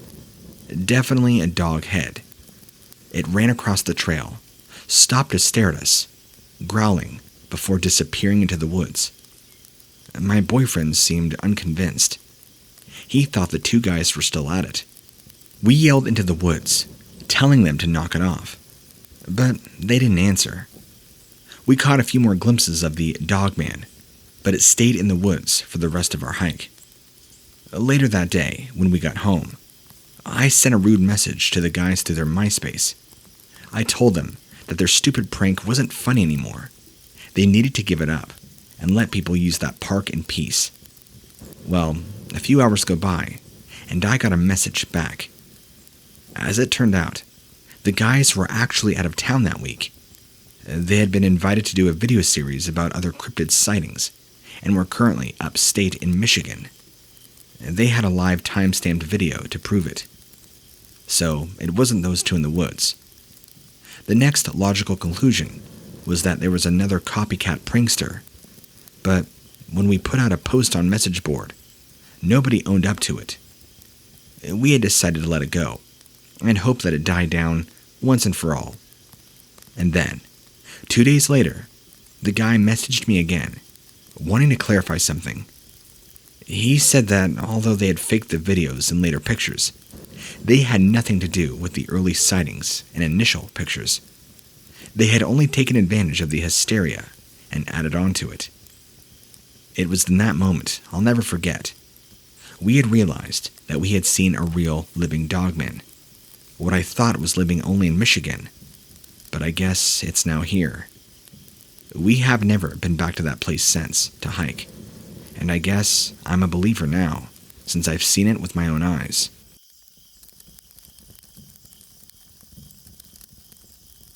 I'm a professional photographer. I have been for about 8 years now, and to be honest, I love the job. I shoot weddings, engagements, family portraits, and more. I've gone all over the city and tri-state region in that time, finding really cool places to serve as backdrops. Sometimes, the clients show me new places too, and I use them again later, if they provide a good enough aesthetic. I'll go pretty much anywhere. Abandoned buildings, overgrown areas, make for very interesting pictures. That's why they get used a lot. As do remote parks and industrial areas, believe it or not. The only place I won't go, though, is the old abandoned tunnel. The tunnel was part of a now unused railroad, 20 miles just outside the city. People go there a lot for pictures these days, especially since Instagram has really blown up. The tunnel is covered in lots of colorful graffiti, and is overgrown with trees, vines. It's really an incredible spot. But after my last trip, I simply refused to ever go back. I went out one spring day for a beautiful engagement shoot. The couple had specifically chosen the tunnel, and I was familiar with it, so I agreed. Plus, they were paying really good. We did a few other sites first. Then, I met them out there later in the afternoon for the absolute best lighting. We picked a good spot and began working. Everything was running smoothly at first, until we began hearing the sounds. They were coming from somewhere inside the tunnel. It was long enough that it was dark in the middle, so we couldn't see anything past a few hundred yards. But we could hear some noises, like something or somebody was moving around in there. We tried to ignore it, and I kept taking pictures, but the noises got louder, as if whatever was creating them was moving closer to us. My couple was getting more uncomfortable, and they began looking tense. I suggested wrapping it up, but they wanted to finish. I got in another good 10 shots before we heard a strange noise. Growling. I stopped shooting, and we all stared into the tunnel, completely petrified. I had been operating under the assumption that there was maybe a small animal in there, possibly a possum or a raccoon. The sounds had been unsettling, but not actually concerning. But the growling meant something very different. It sounded very large and threatening. At the very least, a stray dog, or maybe even a coyote. But, given the growling, it clearly didn't like us in its territory. We were very isolated out there. So, aside from our cars, we had no means of protection or self-defense. That was the last straw. With just a quick discussion, we agreed to finish there and go to a backup location. I started packing my lenses as they went to their car. I remember my hands were shaking. The growling continued and got closer and closer. Along with scraping sounds, panicked, I grabbed my stuff, almost running for the car. I got in, immediately locking the doors. The couple was already pulling out, but I had parked facing the other way and needed to now turn around. As I did, there was a brief second where my running lights shone into the tunnel entrance. In that very second, I saw the source of the noises. It was huge, definitely not a stray dog, and was many times larger than any German shepherd I had ever seen. And whatever it was, just like out of a Hollywood movie, was standing on 2 legs. Although it was kind of bent forward, awkwardly. Even bent forward, it was still nearly 7 feet tall, covered in dark black fur, and it had ears like sticking up off its head. I couldn't see features clearly. It was too far away, but I could see the eyes. They reflected eerily in the light, an almost disturbing orange-reddish color. Even thinking back to it, typing this out just makes the hair stand up on the back of my neck. As I made my turn, it opened its mouth in a howl. I couldn't hear it inside the car, but I could imagine it.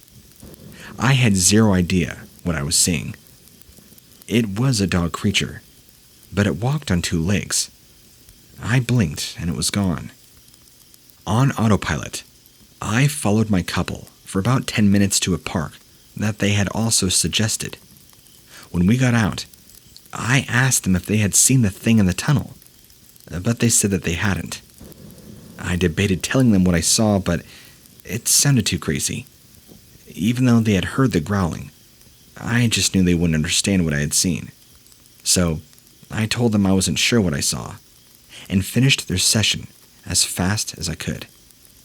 A few days later, I was sorting through the photos and got to the tunnel photos. Most of them were normal, although, as I had predicted, most weren't unusable because they were tense and uncomfortable looking in their pose. I looked through them carefully, trying to find the best ones, not wanting the location to be a total loss. In the last few images, I saw something weird.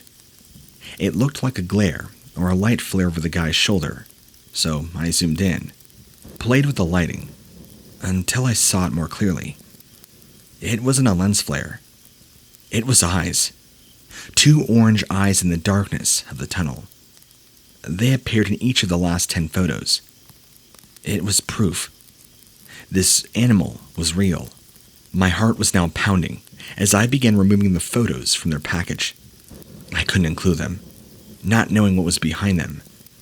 And as I moved the last photo, I spotted something else unusual. Not inside the tunnel, but off to the side. There were trees on both sides, having grown up around it since the tunnel had been abandoned. There, on the side, just near the entrance, was something brown. It kind of looked like an arm. I zoomed in once again and saw that it was definitely an arm and a hand, long and lightly hairy, tipped with curved claws. There had been 2 of them. No thanks, not interested. If you're ever a believer, now's the time. For the longest time, I always thought it was a dream, and it took me now nearly 20 years to discover that it had been real all along. I was around 10 or 11 when I dreamed about the creature. The dream took place in the forest behind my grandparents' house. When they retired, they moved out into a rural area of North Carolina. My family drove down to visit a few times a year. The year of the dream, we were up at their house for Labor Day weekend. As with every visit, I spent a lot of time playing in the woods, sometimes by myself, sometimes with my cousins. The forest was massive, so I'd only ever seen bits and pieces of it. Part of that weekend is hazy, but I clearly remember running up to my parents on the patio one day, screaming about something that I saw in the woods. Some horrible monster. And I remember them trying to calm me down, telling me that it was just a dream. I argued with them, of course, swearing that I hadn't been asleep. But eventually, I began to believe them, especially as the years went on. Since it was many months before we visited them again, by the time we returned, I went back into the woods, convinced that it hadn't been real. The weird thing was, I could still picture everything perfectly.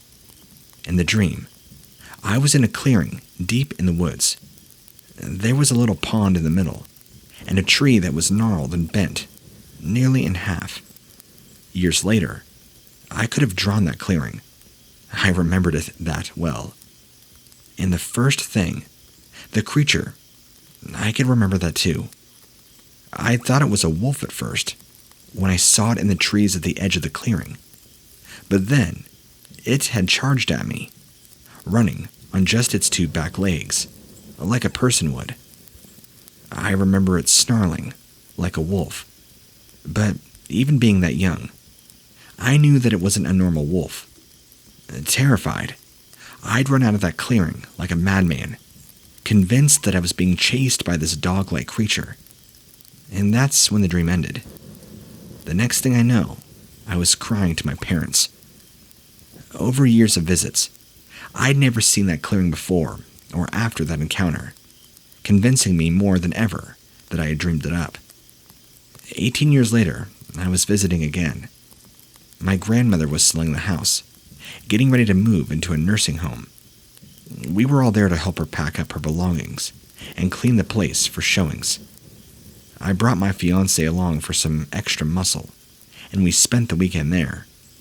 Saturday afternoon, we decided to take a walk into the woods as a break from working in the house. It had been years since I had done that, and a lot had changed. So, pretty quickly, we entered an area I was not familiar with.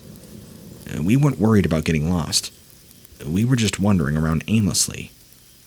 After walking for maybe a half an hour, we came to a spot that immediately sent a chill down my very spine, and I got goosebumps. My fiancé went to check out the pond, looking to see if there were fish in it, or maybe something cool. I followed him, getting that feeling of déjà vu, I spun around, taking it all in, to see if I could figure out where we were. Then I saw the tree, old and withered, the branches bent nearly to the ground. That's when it all came rushing back. My dream. It was the exact clearing for my dream. But seeing it made me wonder if maybe I really had been to this spot that day, and then it had not all been a dream. Now I was freaking out, and my fiancé asks me what's wrong. I told him my supposed dream, and especially how it ended. He just calmly laughed it off, saying that it had been my very young mind, probably playing tricks on me. He did not take an ounce of it seriously. He asked me where the Dogman had supposedly come from, and I pointed. He went to explore that side of the clearing, and of course I reluctantly followed, only because I didn't want to get separated from him. We walked into the woods where I'd seen the creature, and at first, all seemed normal. But then we realized just how quiet it was. We'd been hearing birds the entire walk, but now it was eerily silent. And then we found carcasses, skeletons. There were multiple rotting mammal bodies scattered all around. My fiancé wasn't laughing anymore. He still claimed, though, that it had been a normal animal that I'd seen that day, but he was much more cautious as we turned to leave. As we walked back towards the clearing, we saw the claw marks high up on the tree, well above our heads. I pointed them out, asking what animal could have made those so high on the tree. But of course he did not have an answer. Without discussion, we picked up our pace, nearly running for the clearing. We were almost there when I heard a growl. It came from behind us. I turned to look back and saw a fur-covered creature, its snout dripping with saliva, dark, set-in ambery-colored eyes, somehow appearing half human, half not. The head was at least a foot higher than mine. So we sprinted out of there, crossing the clearing without stopping, and continued until we got to the house. I now both knew that without a doubt that I hadn't dreamed my first encounter. At least now I had a witness for the second, even though my fiancé seems just as confused as I was the first time. I know for a fact these things are real. I just hate that had to be my very first encounter with these things. It couldn't have been non-confrontational, or maybe peaceful. Anyway, I believed in cryptids now.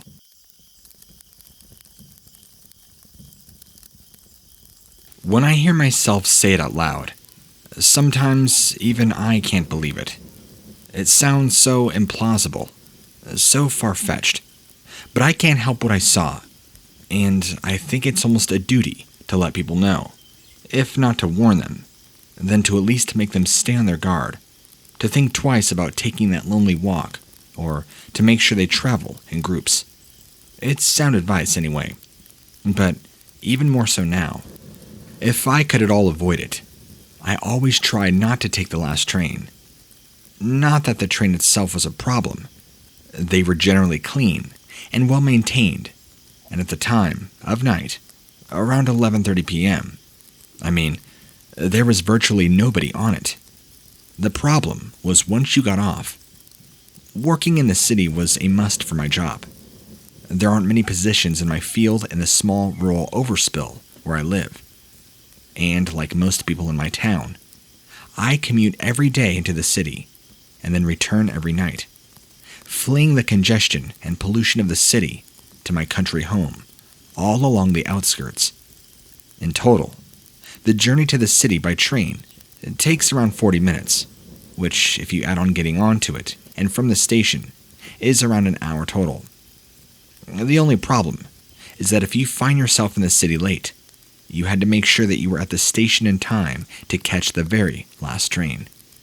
Then, if you managed to catch it, you would still be faced with a lonely walk home on the other end, since buses were no longer running. So, tonight was that night. I stepped off the train onto the platform, called goodnight to the ticket collector, whose name I did not know, but whom I saw 5 nights out of 7, so shared a nodding acquaintance, and pleasantries with as well. As soon as I stepped off the train and onto the freezing station, I felt the change. The train itself had been brightly lit, warm, and though completely deserted, save for one other passenger, felt as if it had life in it. By contrast, the station in winter, especially at night, felt dead and desolate. There were a few strategically placed lights, but after the brightness of the train cars, your eyes would inevitably need a moment or two to adjust. My walk home then involved strolling out of the station, along the platform, and past the tunnel at the end, turning right through the gate, and then taking a 10 or 15-minute walk uphill, past the fields and through some dimly lit back streets to my home. That night, I didn't even reach the gate. Because of the odd location of my hometown, the last train would pull into the station, and then, rather than continuing along the track in the same direction as it did during the day, it would terminate its services here, reverse, and travel back along the same route it had just taken, heading back to the city, ready for the morning commute, and preparing to undergo cleaning and maintenance before its shift the following day. As a result, the tunnel at the end of the tracks through which the train did pass during the day was dark. On most days, I simply walked past the tunnel without a second thought, turning towards home right before I reached it. Only that night, when I heard the sound, did I notice for the first time the strange divide that the tunnel created. How the light from the lamps illuminated the tracks up until a certain point. But once it reached the threshold of the tunnel, the point where you would enter, it basically just stopped or recoiled, like it was a border, and after that point, there was a new country, one that was filled with dark. The reason I glanced at the tunnel was the sound. A low guttural curdling. Something from within the tunnel, within the blackness, growled. I stopped dead. For a moment, I considered it maybe being a stray dog, that the sound was simply amplified by the echoes caused by the shape of the tunnel. When I heard it a second time, however, I knew. The sound wasn't distorted. It wasn't that deep. Rumbling resonance was coming from within, rattling out from the chest, throat of some animal. Something huge. If it was growling, I thought, then clearly it had seen me. I tried to tiptoe to move as quietly and as slowly as I could toward the gate. If only I could make it to the gate. I fixed my eyes on the tunnel, on the line that separated the light from the dark, and watched in horror as one massive paw emerged from the blackness. I ran. Flinging back the gate and dropping my shopping bag, I sprinted up the hill as quickly as I could, heart pounding, my breath catching in my throat, until I rounded the corner at the top. And then I was freewheeling downwards, never looking back. The paw itself had scared me, sure, but more than that, it was the shape. The fact that it wasn't like a bear's paw, or even a dog's, but rather seemed like a stretched, fur-covered bastardization of a human foot. The only difference being its massive size, the canine backwards bend, and the long arching talons that clawed out from each toe. Once home, I called the station in the city to tell them about the tunnel and inform them on what I had seen exactly. They tried as best they could to reassure me, but I could hear the obvious disbelief and weariness in the voices. Next, I tried calling the police and got a similar response. The following day, I checked every news channel before going down to the station, terrified that I might be met with stories of someone being maimed or killed by some unknown wild animal. Luckily, when I got there, all was okay. But even in the daylight, the tunnel looked imposing and swallowed the light like it was some massive mouth. I was looking into it, when the man at the ticket booth called to me and asked me to come into the back. He told me that he'd received a call early in the morning from the city, telling him about my call, asking him to thoroughly check it out. He said that they had just laughed and found the entire thing ridiculous. But he, standing on the platform in the early morning, when the sun hadn't risen yet, felt the story could really be true. Rather than hopping onto the tracks to take a look, or, heaven forbid, going into the tunnel itself, he had instead wound back the security camera footage from the previous night. And now, he was calling me into the booth to show me what he had seen. On the screen, I saw a grainy image of the platform in the tunnel, of myself walking along it, pausing, and then running at full speed from the station and out of shot. The angle showed nothing from inside the tunnel. I was about to ask about it when the man raised his hand, indicating that I should wait, which I dutifully did. After about a minute, I saw it. A great hulking mass like a dog, standing on its hind legs, but with its bones and spine refashioned to resemble those of a man. The thing stood on two legs. Its head reminded me of pictures I had seen of wolves, the ears permanently standing to attention, and its lower jaw just ever so slightly open. The image was indistinct and blurry, but it was clear, just from the scale alone, that this thing was far bigger than any man.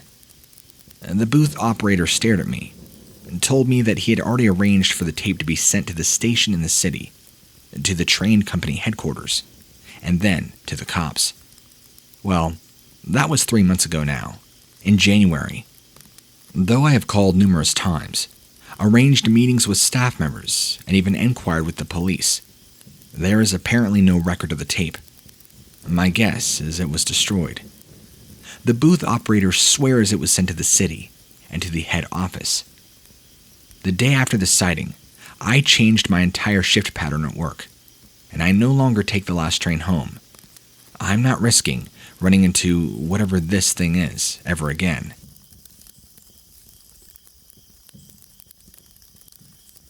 I attended my first music festival just a few years ago.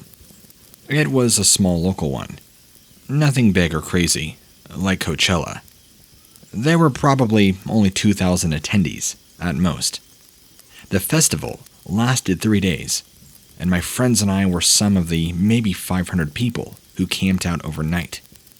There were 3 small campsites erected in the field, not far from the stages, and they were very few primitive, just some designated spots for tents and a few porta potties here and there. The festival happened in a fairly open field, with trees lining the edges. It was intentionally held in an area far out of town to avoid annoying residents with the sounds of music and entertainment. The first night of camping went fine, although, I'll be honest, it was not very comfortable or quiet, since some people stayed up all night drinking.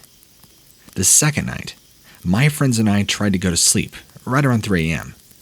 There were 4 of us, and 2 tents, so I was sharing with my best friend. Our campground was decently quiet by that point, fortunately, and we hoped for a better night's sleep than the first. But before we could fall asleep, we heard the screaming. Not the fun, playful kind of screaming, but horror movie screaming. We all scrambled out of our tents, trying to see what was going on. The moon was behind the clouds, and the site only had a few mounted lights leading to the bathrooms, so it was very dark.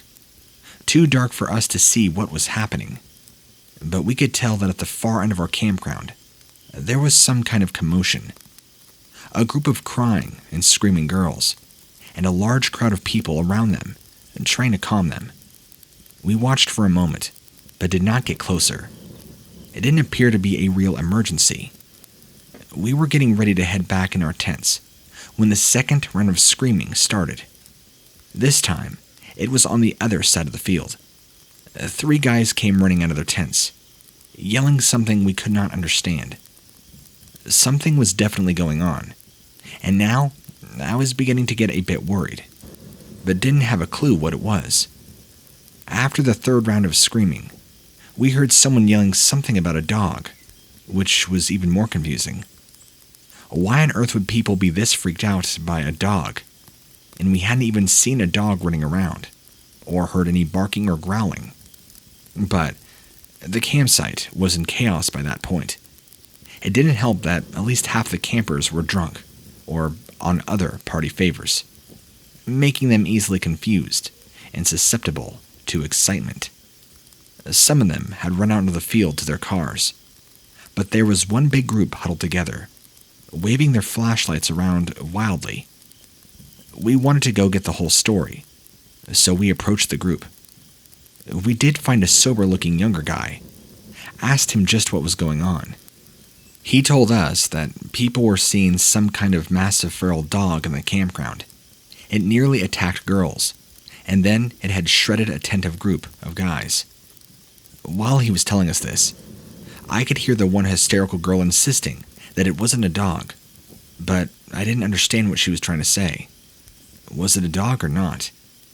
There was debate about calling the police, but it would probably take them a good 20 or 30 minutes just to get out here. Other people wanted to run for their cars, but were too scared to run across an open field. We were still highly baffled as to why everybody was so freaked out. No one had gotten hurt, clearly, and there was a discrepancy about what was even out there. Now, I was beginning to suspect group hysteria, and possibly just a poor stray dog in the wrong place at the wrong time. I talked my friends into going back to our tents, since there was no point in standing out in the field all night. We walked back to our site without issue, climbed in our tents. My friend and I sat up for a while, waiting to see if there would be any more noise before trying to go back to sleep. 10 minutes later, as we sat and talked about the festival, a giant shadow passed very close to our tent and paused in front of it before continuing on. It was tall, so naturally we assumed it was a person, but we decided not to unzip our door to check. No reason to. A minute later, now we hear screaming, really close by now. Someone tapped on our tent, yelling at us to run. We were really scared at this point, hurrying outside. We saw that most of the big group had dispersed, and they were all running in different directions. Not far behind them was something big and dark. I peered into the dark field, trying to figure out what it was. It was running on two legs, like a person, but wasn't really human-shaped either. It was thicker, and the head was too big. I grabbed my flashlight, aimed it towards the dark shape. I could instantly see what the confusion had been. I felt it too. The head of the thing was a dog's head. Long snout, big fangs, yellow eyes. But the body was more human-like than dog. The legs and torso were long and thin, and the reason the shape had looked weird to me was the thick, dark fur all over the body. As it got closer, we finally saw it clearly. We started running too. We darted for the parking lot with everybody else. I only turned around once, but I saw it drop to all fours and lope into the woods. We got to our car and drove away, leaving our tents and sleeping bags behind. The festival did resume the next day as normal, but it closed down at midnight, and our campsite was then roped off. The official story was a coyote attack, despite at least 20-some witnesses saying otherwise. The fact that most witnesses were inebriated lost us all credibility. I saw some internet stories about the festival Dogman, so I knew other people had seen what I had seen. It was obvious that we all knew what we had seen, even if nobody did believe us. So there you go. There's my story. Take it or not.